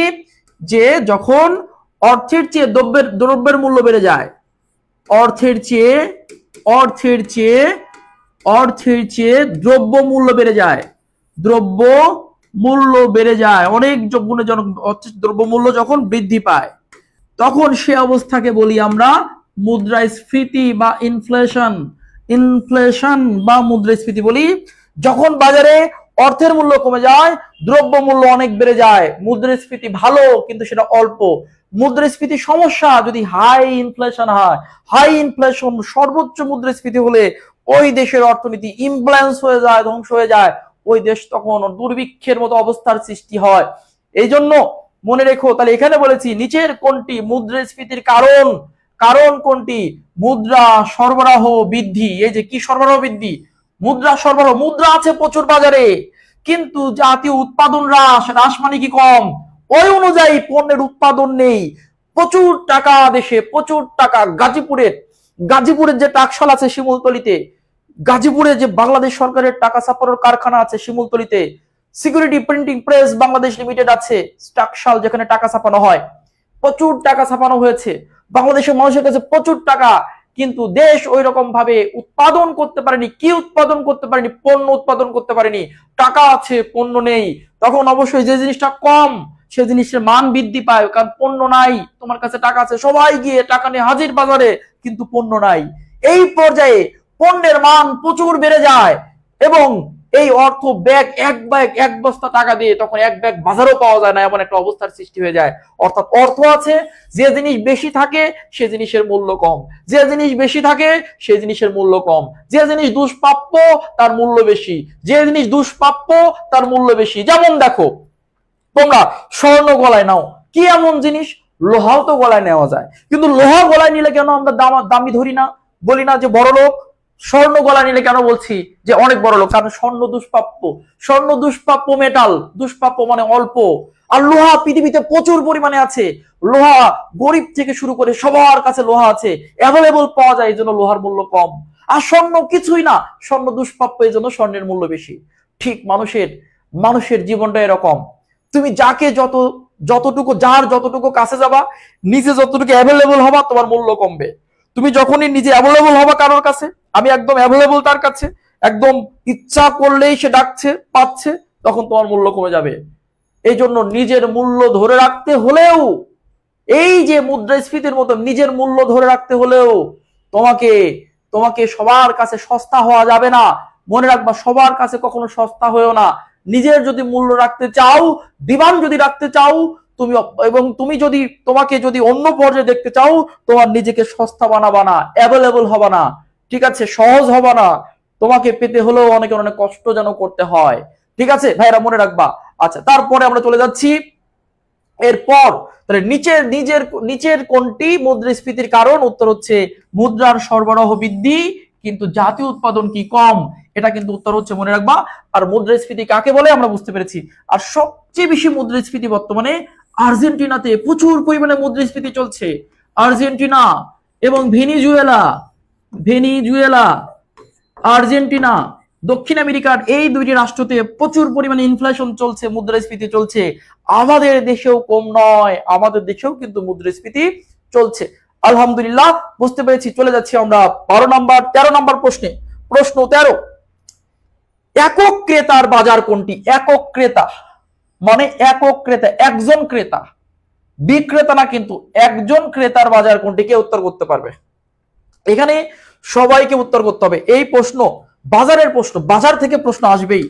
বাজারের প্রকারভেদ, বাজার অধ্যায়, অর্থনীতির বাজার অধ্যায় থেকে আমি কিন্তু এর আগে পড়িয়ে দিয়েছি। বাজার অধ্যায় থেকে প্রশ্ন আসবেই ইনশাল্লাহ। তাহলে এখন বলো, একক ক্রেতা। আমি কিন্তু কুমিল্লা বিশ্ববিদ্যালয়েও কিন্তু আমি বলছি, কুমিল্লা বিশ্ববিদ্যালয় কিন্তু প্রশ্ন কমন দিয়েছি। বাজারে আগের দিন রাতে যেটা পড়িয়েছি সেটাই কমন পড়েছে। তোমরা যারা ক্লাস করেছো আগের দিন রাতে যেটা পড়িয়েছি সেটাই কমন পড়েছে, ইনশাল্লাহ গুচ্ছতে আসবে। বলতো একক ক্রেতার বাজার কোনটি?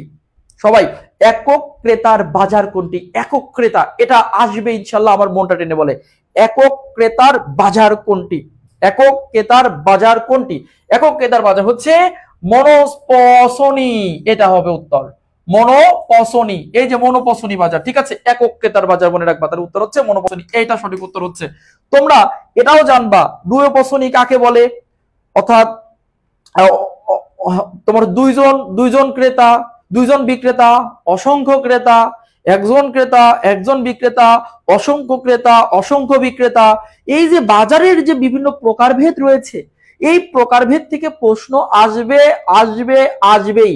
প্রকারভেদ পড়ার পরে কোন বাজারে কতজন ক্রেতা কতজন বিক্রেতা থাকলে কি টাইপের বাজার বলা হয়, কোন বাজারে কতজন ক্রেতা কতজন বিক্রেতা থাকলে কোন টাইপের কোন ধরনের বাজার বলা হয়, এটা আজ রাতেই দয়া করে দেখে রাখো। একটা প্রশ্ন এখান থেকে আসবে আসবে আসবে ইনশাল্লাহ, ঠিক আছে।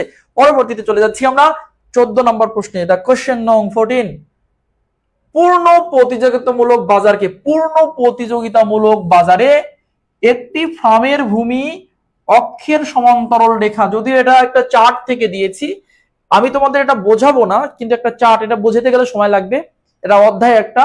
তবে এই প্রশ্নটা আসার পসিবিলিটি আছে, শুধু উত্তরটা মনে রাখবা তোমরা, শুধু উত্তরটা মনে রাখবা। এটা কিন্তু এই প্রশ্নটা কিন্তু তোমরা বুঝবা না, যারা অর্থনীতির আছো, পিওর অর্থনীতি আছে তারা বুঝবে, আর যারা অর্থনীতি নয় তা শুধু উত্তরটা মনে রাখবা যে এই প্রশ্নের উত্তর আসলে আমরা এটা উত্তর করবো। এছাড়া এখানে আর কোনো কিছু বোঝার দরকার নেই, কারণ এখানে 4 টাকায় বোঝাইতে হবে, এখানে ক্যালকুলেশন আছে, এখানে অঙ্ক আছে, এত কিছু এই মুহূর্তে প্রয়োজন নাই।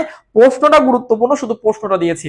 উত্তর হবে, দিয়ে দিচ্ছি যে গড় আয়, এখানে উত্তর হবে গড় আয়, AR এভারেজ, এখানে এখানে হচ্ছে গড় আয়, গড় আয়, তাহলে এটা উত্তর হবে যে পূর্ণ প্রতিযোগিতামূলক বাজারে একটি ফার্মের ভূমি অক্ষের সমান্তরাল রেখা। তার মানে বুঝতেই পারতেছো এখানে কিন্তু সমান্তরালের বিষয় আছে, অক্ষের বিষয় আছে, রেখার বিষয় আছে, অনেক চার্টের বিষয় আছে এবং আঁকাকের বিষয় আছে। তোমাদের ওটা এই মুহূর্তে প্রয়োজন নাই, কোনো প্রয়োজন নাই, শুধু প্রশ্নটা মনে রাখবা। এই প্রশ্নটা আসলে আমরা উত্তর করবো কি গড় আয়, AR থাকতে পারে, কি থাকতে পারে, AR। চলে যাচ্ছি আমরা 15 নম্বর প্রশ্নে, আমাদের কাঙ্ক্ষিত প্রশ্ন 15, কোন ধরনের বাজারে ফার্ম ও শিল্প একই বলে বিবেচিত? কোন ধরনের বাজারে ফার্ম ও শিল্প একই বলে বিবেচিত হয়? দ্রুত উত্তর করতে হবে, একই বলে বিবেচিত হয়, দ্রুত উত্তর করো। কোন ধরনের বাজারে ফার্ম ও শিল্প একই বলে, মানে ফার্ম ও যা শিল্প একই বলে বিবেচিত হয়? কোন বাজারে, কোন বাজারে ফার্ম ও শিল্প একই বলে বিবেচিত হয়? একই বলে বিবেচিত হয়, এইটার উত্তর দিয়ে দিচ্ছি, এটা হবে একচেটিয়া বাজার। একচেটিয়া বাজার মনে রাখবা, এটা কিন্তু হবে কি একচেটিয়া বাজার। তাহলে শুধু প্রশ্ন মনে রাখো যে কোন ধরনের বাজারে ফার্ম ও শিল্প একই রকম বলে বিবেচিত হয়, একচেটিয়া বাজারে। তাহলে বাজার অধ্যায়টা কিন্তু ভালো করে পড়তে হবে, ঠিক আছে, বাজার অধ্যায়টা ভালো করে পড়তে হবে ইনশাল্লাহ। তাহলে আমরা বুঝে ফেললাম আমাদের 15 নম্বর প্রশ্নের উত্তর হবে 1 বা ক। চলে যাচ্ছি আমরা পরবর্তী প্রশ্নে, সমাজ বিজ্ঞানের উদ্দেশ্য কি? সমাজ বিজ্ঞানের উদ্দেশ্য প্রথমে আমরা দিচ্ছি 4টা, দেখো 4টা যদি উদ্দেশ্য দেয় 4টার মধ্যে একটা দিতে হবে, উদ্দেশ্য যদি দেয় এই 4টার মধ্যে একটা ইনশাল্লাহ আসবে, এই 4টা। তাহলে প্রথমটা দেখো, সীমিত সম্পদের সাথে অসীম, সীমিত সম্পদ, অর্থনীতির মূল সমস্যা হচ্ছে সীমিত সম্পদের সাথে অসীম অভাবের সমন্বয় করা, এটা হলো অর্থনীতির মূল বিষয়। এটা লিখে নাও, অর্থনীতির মূল বিষয়, অর্থনীতির মূল বিষয় মনে রাখবা, এটি হচ্ছে অর্থনীতির মূল বিষয়। তাহলে আমার যদি কখনো যদি প্রশ্ন করে, এখানে কিন্তু আমি সমাজ বিজ্ঞান চেয়েছি, কিন্তু অপশনে 4টি সুন্দর বিষয় দিয়েছি, 4টা বললে কমন পড়ে যেতে পারে। তাহলে সীমিত সম্পদের সাথে অসীম অভাবের সমন্বয় করা, সমন্বয় মানে কি, ব্যালেন্স করা, এটা হচ্ছে অর্থনীতির মূল বিষয়, অর্থনীতি পাঠের মূল বিষয় এটা। আচ্ছা, পরবর্তীতে যুক্তি পদ্ধতি বা অনুমান, অনুমান শব্দটা যুক্তি পদ্ধতি বা অনুমান, এটা হলো যুক্তিবিদ্যার মূল বিষয়। যুক্তিবিদ্যা আসতে পারে, যুক্তিবিদ্যা থেকে কিন্তু একবার 3-4টা প্রশ্ন দিয়েছে। যুক্তিবিদ্যার মূল বিষয় বা উদ্দেশ্য, মূল বিষয় বা কি বলতো, বিষয় বা উদ্দেশ্য। যুক্তিবিদ্যার যদি কখনো বলে যুক্তিবিদ্যার মূল বিষয় কি বলতে হবে, অনুমান। অনুমান এটা কিন্তু পরীক্ষায় থাকতে পারে কি, অনুমান, ঠিক আছে, অ্যাজাম্পশন অনুমান বা যুক্তি পদ্ধতি, যে কোনো নাই যুক্তি পদ্ধতি থাকবে। তো পরীক্ষা এ পর্যন্ত যতবার এসেছে উত্তর ছিল অনুমান। যুক্তিবিদ্যার প্রধান উদ্দেশ্য কি? অনুমান। যুক্তিবিদ্যার প্রধান উদ্দেশ্য কি? অনুমান। পরে দেখো মানব সমাজের অগ্রগতি ধারা বর্ণনা। মানব সমাজের অগ্রগতির ধারা বর্ণনা, এটা মূলত ইতিহাস পাঠের মূল বিষয়, ইতিহাসের আলোচ্য বিষয়, ইতিহাসের আলোচ্য বা বিবেচ্য বিষয়, মানে মূল বিষয় একই কথা, মূল বিষয় আলোচ্য বা বিবেচ্য বিষয়, অর্থাৎ একই কথা। পরবর্তীতে মানুষের পারস্পরিক সম্পর্ক বিশ্লেষণ, মানুষের পারস্পরিক সম্পর্ক বিশ্লেষণ, অর্থাৎ সমাজবিজ্ঞানের উদ্দেশ্য হচ্ছে এইটা, মানুষের পারস্পরিক সম্পর্ক বিশ্লেষণ। এটা কিন্তু আমাদের সঠিক উত্তর হচ্ছে, এটা আমাদের সঠিক উত্তর হচ্ছে। ঠিক আছে, দ্রুত উত্তর করে, এটা আমাদের সঠিক উত্তর হচ্ছে। আচ্ছা দ্রুত, ঠিক আছে, তাহলে বলো তো ভাইয়া 16 নম্বর প্রশ্ন উত্তর কোনটা হচ্ছে? 16 নম্বর প্রশ্ন উত্তর কোনটা হচ্ছে? দ্রুত উত্তর করো। 16 নম্বর প্রশ্নের উত্তর কোনটা হচ্ছে? তাহলে 16 নম্বর প্রশ্নের উত্তর হচ্ছে কোনটা?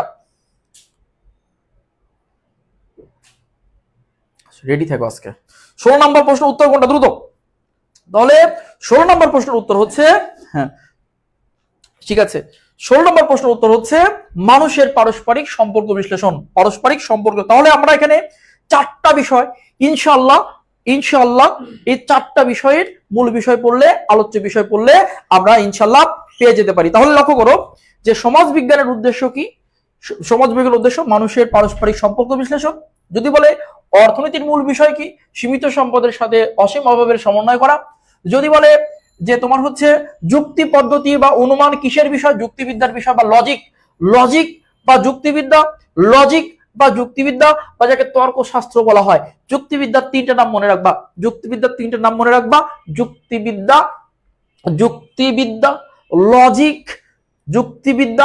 লজিক অথবা তর্কশাস্ত্র। ঠিক আছে, ওকে। তারপরে দেখো মানব সমাজের অগ্রগতি ধারা বর্ণনা করে কে? ইতিহাসের আলোচ্য বিষয়। ওকে, সবাই কি 4টা লিখে নিয়েছো? আবার বলছি, যারা এখন পর্যন্ত শুধু প্রশ্নের উত্তরটা লিখে নিচ্ছ তাদের কিন্তু চান্স হবে না। আমি দেখেছি অনেকেই শুধু কি করো ভাইয়া, উত্তর দেন, সামনে যান, এদের কিন্তু চান্স হবে না। 4টা অপশনই জানতে হবে, ঠিক আছে? ওকে, সবাই ক্লিয়ার? পরবর্তীতে আমরা চলে যাচ্ছি। এরপরে হচ্ছে আমরা দেখতে পাচ্ছি 17 নম্বর প্রশ্ন, সংবিধানের অনুচ্ছেদ কয়টি? এখানে বানান ভুল হয়েছে, কয়টি অনুচ্ছেদ? 4টি। আমরা জানি মূলনীতি 4টি, 11টি ভাগ বা অধ্যায়। সংবিধানের ভাগ বা অধ্যায় কতটি? 11টি। সংবিধানের ভাগ বা অধ্যায় কতটি? 11টি। সংবিধান সংশোধন হয়েছে কতবার? 17 বার। সংবিধান সংশোধন কতবার? 17 বার। অনুচ্ছেদ কতটি? অনুচ্ছেদ হবে উত্তর 153টি। অনুচ্ছেদের ইংরেজি কি?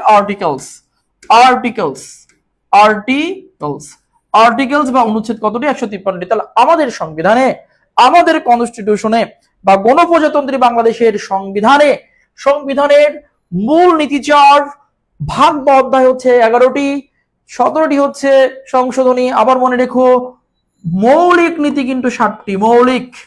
যদি কখনো বলে মৌলিক নীতি কতটি? মৌলিক নীতি হচ্ছে 7টি। এটা কিন্তু মূল নীতি, বি কেয়ারফুল, এটা মৌলিক নীতি 7টি। যদি বলে বৈশিষ্ট্য কতটি, যদিও বৈশিষ্ট্য নিয়ে অনেকে অনেক তর্ক বিতর্ক করে, সংবিধানের বৈশিষ্ট্য হচ্ছে 12টি। বাংলাদেশ সংবিধানের বৈশিষ্ট্য কতটি? 12টি। তাহলে মূল নীতি 4, ভাগ বা অধ্যায় 11, 17টি বার সংশোধন হয়েছে, 17 বার সংশোধন হয়েছে, 17 বার। 153টি হচ্ছে অনুচ্ছেদ। মৌলিক নীতি 7টি, মৌলিক নট মূলনীতি, মৌলিক 7, বৈশিষ্ট্য 12টি। সংবিধানের বৈশিষ্ট্য 12টি। কেমন? লিখিত সংবিধানে একটা বৈশিষ্ট্য, দুষ্পরিবর্তনীয় একটা বৈশিষ্ট্য, অর্থাৎ 4টা যে, এই যে 4টা যে মূলনীতি আছে, 4টাই কিন্তু সংবিধানের বৈশিষ্ট্যের মধ্যে পড়ে যায়। তোমরা যদি সংবিধানের বৈশিষ্ট্য না পারো, এই যে 4টা যে মূলনীতি আছে, 4টা মূলনীতিও কিন্তু বৈশিষ্ট্যের মধ্যে পড়ে যায়। বাংলাদেশের সংবিধান কি? দুষ্পরিবর্তনীয়, এটাও কিন্তু একটা বৈশিষ্ট্য। বাংলাদেশের সংবিধান লিখিত, এটাও কিন্তু একটা বৈশিষ্ট্য। এরকম 12টি বৈশিষ্ট্য সম্পূর্ণ সংবিধান, বাংলাদেশের সংবিধান, মনে রাখবা। ঠিক আছে, আমি তোমাদেরকে প্রচুর পরিমাণে অনেক ডিটেলস করে আমি সংবিধানটা পড়িয়েছি। পরিণীতি পার্ট 2 এর মধ্যে অনেক ভালো করে পড়ানো হয়েছে। চলে যাচ্ছি আমরা পরবর্তী প্রশ্ন সবাই কি লিখেছো ভাই? এটা মূলনীতি, ভাগ, ভাগ কিসের ভাগ? এই অনুচ্ছেদকেই 11টি ভাগে ভাগ করেছে, যে অনুচ্ছেদকে 11টি ভাগ বা অধ্যায় ভাগ করা হয়েছে, যে অনুচ্ছেদ সমূহ। ক্লিয়ার? ঠিক আছে, চলে যাচ্ছি আমরা 18 নম্বর প্রশ্নে। প্রশ্ন 18, প্রাচীন জনপদের ক্ষেত্রে কোনটি সঠিক নয়? কোনটি সঠিক নয়, তার মানে সঠিক কোন তিনটা, এটা জানতে হবে আগে, তারপর না সঠিক উত্তর করতে পারবো। আমরা জানি, এখানে লিখে দিচ্ছি বঙ্গ। যদি বলি বঙ্গ, জনপদ ছিল মোট মোট প্রাচীন জনপদ ছিল 16টি, প্রাচীন জনপদ ছিল 16টি, কিন্তু আমরা গুরুত্বপূর্ণ পড়ি কয়টা? 60টা।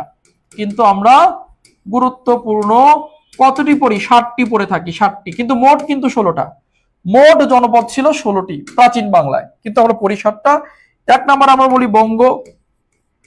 বঙ্গ জনপদ, জনপদ কি? আগেকার রাজ্যের মতো ছোট ছোট ক্ষুদ্র ক্ষুদ্র কি ছিল? রাজ্য ছিল, ঠিক আছে, বসবাস ছিল মানুষের। বঙ্গ জনপদ বলতে বর্তমান কি? এই তো বঙ্গ জনপদ এখন আর নাই।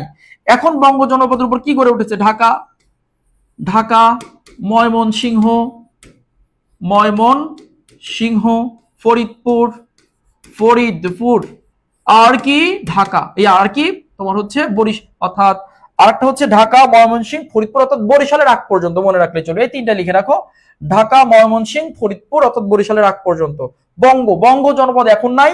জনপদ থেকে প্রশ্ন আসে, ওই প্রাচীন জনপদটি এখন তো আর নাই, ওর উপরে কোন কোন জেলা গড়ে উঠেছে? জেলা, বর্তমান যে জেলাগুলো আছে, প্রশ্ন করবে ওই প্রাচীন জনপদের উপরে বর্তমান কোন জেলা গড়ে উঠেছে। আবার উল্টা প্রশ্ন করবে, উল্টা প্রশ্ন করবে যে বর্তমানে এই জেলাটি প্রাচীন কোন জনপদের অন্তর্ভুক্ত ছিল, বর্তমানের জেলাটি প্রাচীন কোন জনপদের অন্তর্ভুক্ত ছিল। লক্ষ্য করো তাহলে, যে আমরা বঙ্গ জানলাম, এবার আমাদের সমতট, সমতট জনপদ, সমতট রাজ্য বা জনপদ, এটা বলতে বর্তমানে কুমিল্লা, কুমিল্লা, নোয়াখালী, কুমিল্লা কি বলেছি? নোয়াখালী, ফেনী, ফেনী, লক্ষ্মীপুর, লক্ষ্মীপুর। অনেকেই এবং অনেক বইতে কিন্তু তোমরা পাবা শুধু হচ্ছে কুমিল্লা, নোয়াখালী। ওরে ভাই, কুমিল্লা নোয়াখালী তো বইতে আছেই, হ্যাঁ, কুমিল্লা নোয়াখালী তো বইতে আছেই, কিন্তু তোমাকে মনে রাখতে হবে নোয়াখালী ভেঙে কিন্তু ফেনী হয়েছে, লক্ষ্মীপুর হয়েছে। নোয়াখালী ভেঙে কিন্তু পরবর্তীতে হয়েছে ফেনী জেলা, লক্ষ্মীপুর, এগুলোও কিন্তু সমতটের অন্তর্ভুক্ত। ঠিক আছে, ওকে, পরবর্তীতে চলে যাচ্ছি। 3 নম্বরে আমরা দেখবো এখানে, যে এখানে লক্ষ্য করো তাহলে, এখানে বঙ্গ বলতে ঢাকা, এটা ক্লিয়ার। সমতটটা ভুল আছে, সমতটটা ভুল আছে। সমতট, তাহলে উত্তর হবে কি? খ, কারণ সমতট বলতে এগুলোকে বোঝানো হচ্ছে, এই কয়েকটাকে বোঝানো হচ্ছে সমতট বলতে। এরপর কি? হরিকেল, হরিকেল বলতে, হরিকেল রাঙ্গামাটি, সিলেট অঞ্চল, রাঙ্গামাটি, সিলেট, এক কথায় পার্বত্য যে চট্টগ্রাম আছে, এটা কিন্তু সঠিক আছে, এটা কিন্তু সঠিক আছে। হরিকেল বলতে পার্বত্য চট্টগ্রাম, খাগড়াছড়ি, রাঙ্গামাটি, বান্দরবান, সিলেট, খাগড়াছড়ি, রাঙ্গামাটি, বান্দরবান, সিলেট, কিন্তু সঠিক আছে। বরেন্দ্র বলতে রাজশাহী, ঠিক আছে, বরেন্দ্র বলতে রাজশাহী এবং রংপুরের কিছু অঞ্চল, রাজশাহী, রংপুরের কিছু অঞ্চল, বরেন্দ্র, এটা ঠিক আছে, রংপুর। আর হচ্ছে তোমার গৌড়, গৌড় জনপদ, কি জনপদ? গৌড়।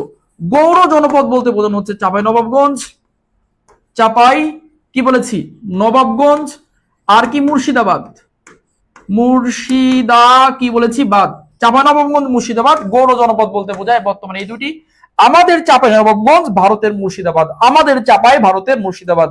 ঠিক আছে, আশা করি বুঝতে পেরেছো। আর রারো হচ্ছে বাংলাদেশের বাইরে, রারো যে জনপদটি আছে, রারো জনপদটি, এটি হলো পশ্চিমবঙ্গে পড়েছে, পশ্চিমবঙ্গ, ভাগীরথী নদীর তীরে, পশ্চিমবঙ্গ ভাগীরথী নদীর তীরে রারো অঞ্চলটি পড়েছে, রারো জনপদে। রারো জনপদ কিন্তু বাংলাদেশের মধ্যে নেই।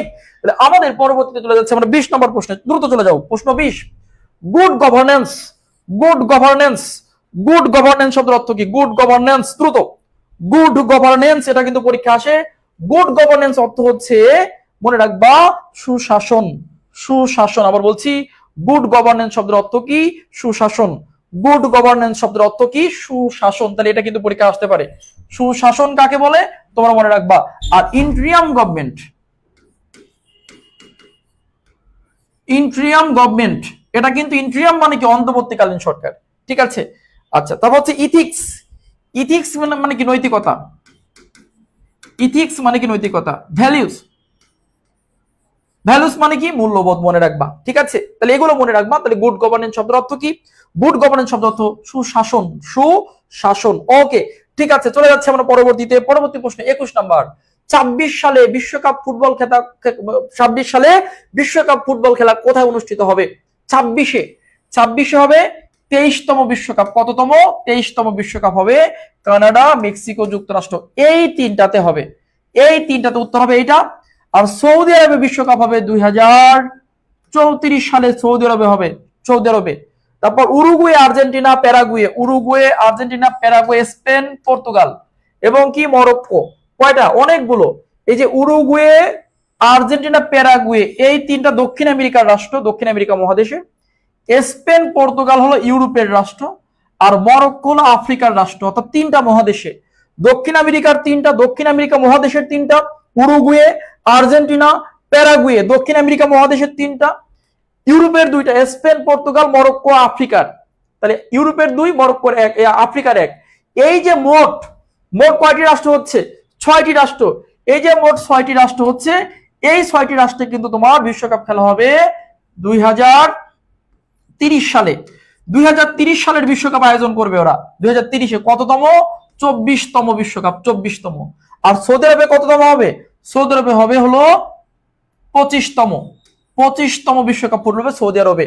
দক্ষিণ আফ্রিকা, নামিবিয়া, জিম্বাবুয়ে, এখানে 2027 সালে বিশ্বকাপ ক্রিকেট হবে।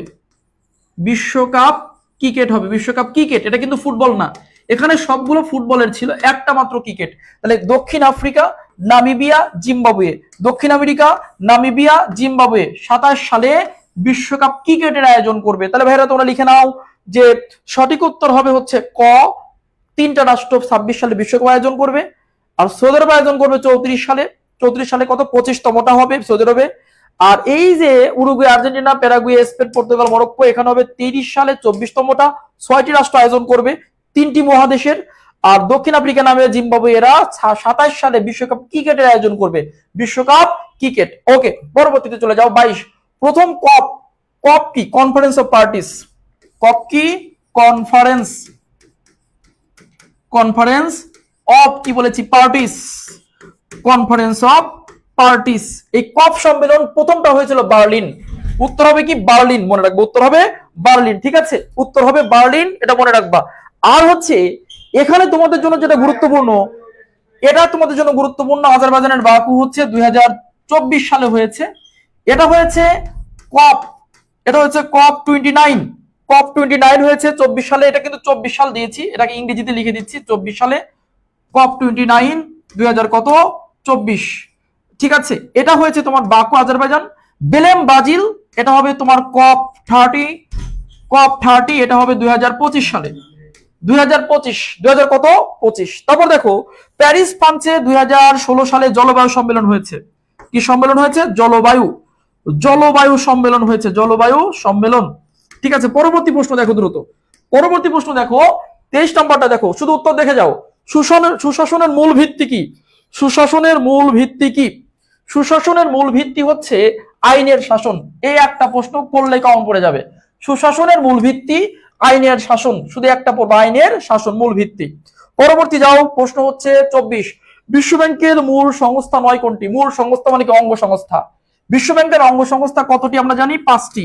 5টি জানলেই তুমি এখানে বের করতে পারবে। একটা হচ্ছে আইবিআরডি, একটা হচ্ছে আইএফসি, একটা হচ্ছে আইডিএ, একটা হচ্ছে আইসিএসআইডি, আর একটা হচ্ছে মিগা, MIGA, মিগা। এই 5টা। তাহলে সঠিক উত্তর হচ্ছে কোনটা? আইএমএফ। আইএমএফ এর বিশ্ব ব্যাংকের কোনো অঙ্গ সংগঠন নয়। বাকি 3টা কিন্তু আইএমএফ অর্থাৎ বিশ্ব ব্যাংকের অঙ্গ সংগঠন।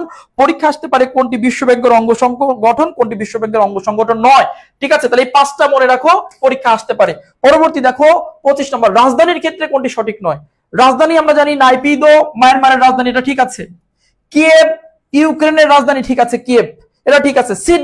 সিডনি কিন্তু অস্ট্রেলিয়ার রাজধানী নয়, এটা সঠিক, এটা উত্তর হবে, কারণ অস্ট্রেলিয়ার রাজধানী কিন্তু ক্যানবেরা। মনে রাখবা, ক্যানবেরা অস্ট্রেলিয়ার রাজধানী। সিডনি কিন্তু একটা শহর। বৈরুত লেবাননের রাজধানী। অর্থাৎ 4টা এখানে মনে রাখবা, Naypyidaw Myanmar, Kiev Ukraine, Sydney হবে না, এখানে উত্তর হবে অস্ট্রেলিয়ার রাজধানী ক্যানবেরা, আর লেবাননের কি? বৈরুত। তো সঠিক উত্তর দেখে নাও। পরে যা হচ্ছে 26 নাম্বার প্রশ্ন, আমরা শেষের দিকে চলে এসেছি। নিচের কোন দেশের, আমাদের 30টা প্রশ্ন আছে মোট, নিচের কোন দেশের মুদ্রার নাম রিয়াল? মুদ্রার নাম রিয়াল। রিয়াল হলো কিন্তু একটা কম্বোডিয়ার মুদ্রা। রিয়াল মোট 6টা আছে পৃথিবীতে, 6টা শুধু মনে রাখবা। রিয়াল, কম্বোডিয়ার মুদ্রা, সৌদি আরব, সৌদি আরবের মুদ্রা, ইয়েমেনের মুদ্রা, ইয়েমেনের মুদ্রা, ওমানের মুদ্রা, ওমান, আর হলো ব্রাজিল, ব্রাজিল। এই কয়েকটা হলো 6টা, 1 2 3 4 5 6। এই পৃথিবীতে আগে ইরানেরও ছিল, কিন্তু ইরান এখন তুমান গ্রহণ করছে, তুমান, ইরানের তুমান। তাহলে লক্ষ্য করো, কম্বোডিয়ার মুদ্রা রিয়াল, ব্রাজিলের Real, Saudi Real, Yemen Real, Oman Real.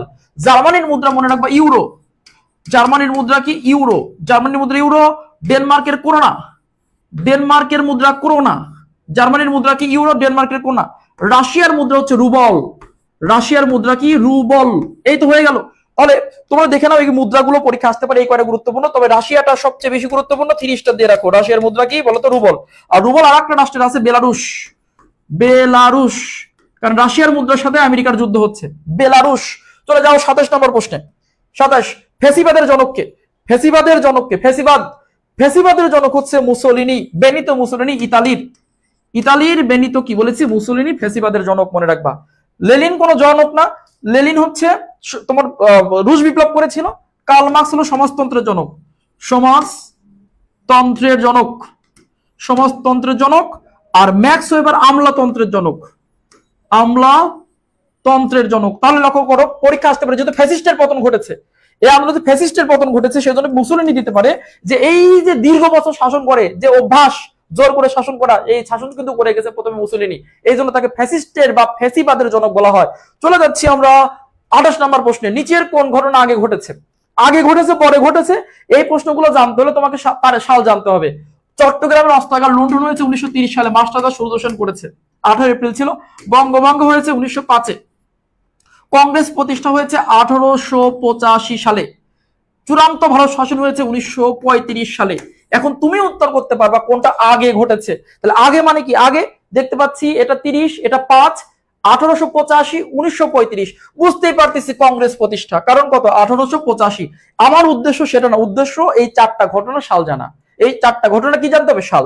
চলে যাচ্ছে আমাদের লাস্টের আগেরটার, নিচের কোন ঘটনা পরে ঘটেছে, এই টাইপের একটা প্রশ্ন হয় পরে। তাহলে দ্বিজাতি তত্ত্ব 1939, এগুলো সাল জানতে হয়। জিন্না ঘোষণা করেছে, লাহোর প্রস্তাব 1940, খেলাফত আন্দোলন 1919 থেকে 1924।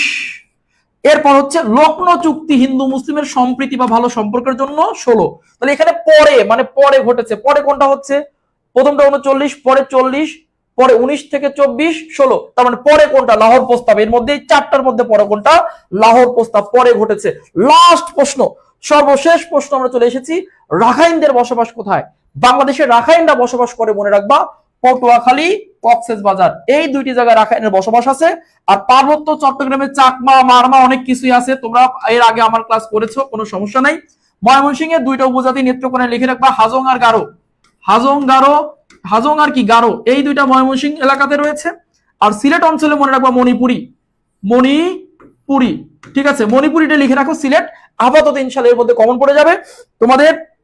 এখন বাংলা ক্লাস অনুষ্ঠিত হবে, বাংলা ক্লাস অনুষ্ঠিত হবে। তোমরা বলো যে ক্লাসটি তোমরা পুরোপুরি তোমরা বুঝতে পেরেছো কিনা। আমাদের বাংলার আমাদের তোমাদের প্রাণপ্রিয় ভাইয়া, তোমাদের অভিভাবক, তোমাদের শিক্ষক এসে গিয়েছে, ঠিক আছে।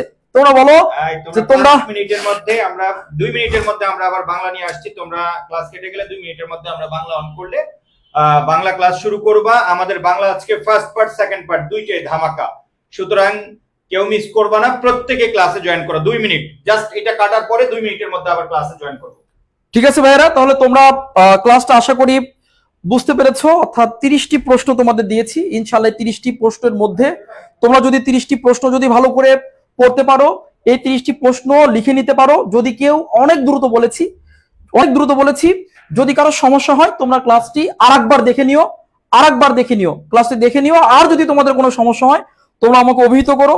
তোমাদের সবার জন্য শুভকামনা থাকলো। আর আজ এই সাধারণ জ্ঞান ক্লাসের মাধ্যমে এই অ্যাডমিশন জার্নি তোমাদের সাথে আমার আপাতত শেষ হলো। যদি জাতীয়র জন্য নেই, পরে আমরা নোটিশ দিয়ে দিব। তোমরা অবশ্যই আই এডুকেশনের প্রতি কৃতজ্ঞ থেকো। আই এডুকেশনে তোমার ছোট ভাই বোনকে ভর্তি করাও। যদি তোমার মনে হয় অন্য জায়গায় পড়ে তুমি লুজার হয়েছো, এখানে ভালো সার্ভিস পেয়েছো, অবশ্যই কৃতজ্ঞতা স্বরূপ ভালো সার্ভিসের জন্য হলেও আই এডুকেশন আসা প্রয়োজন। এখানে আছে আমাদের বাংলার স্যার সুফিয়ান সজীব স্যার, ইংরেজি মহসিন স্যার এবং সাধারণ জ্ঞান আমি। একদম এনশিওর করছি সর্বোচ্চ ভালো সার্ভিস এবং সেকেন্ড টাইম তোমার জন্য অপেক্ষা করছে। যদি সেকেন্ড টাইম দাও আমাদের কাছে আসো, এত বড় বড় করে পড়াবো না, খন্ড খন্ড টুকরো টুকরো করে বেসিক সহ তোমাকে পড়াবো। সবাই আমার জন্য দোয়া করো, তোমাদের জন্য একদম প্রাণ ভরা মন ভরা দোয়া রইল অন্তরের অন্তঃস্থল থেকে। সবার জন্য শুভকামনা, বেস্ট অফ লাক, আল্লাহ হাফেজ, আসসালামু আলাইকুম।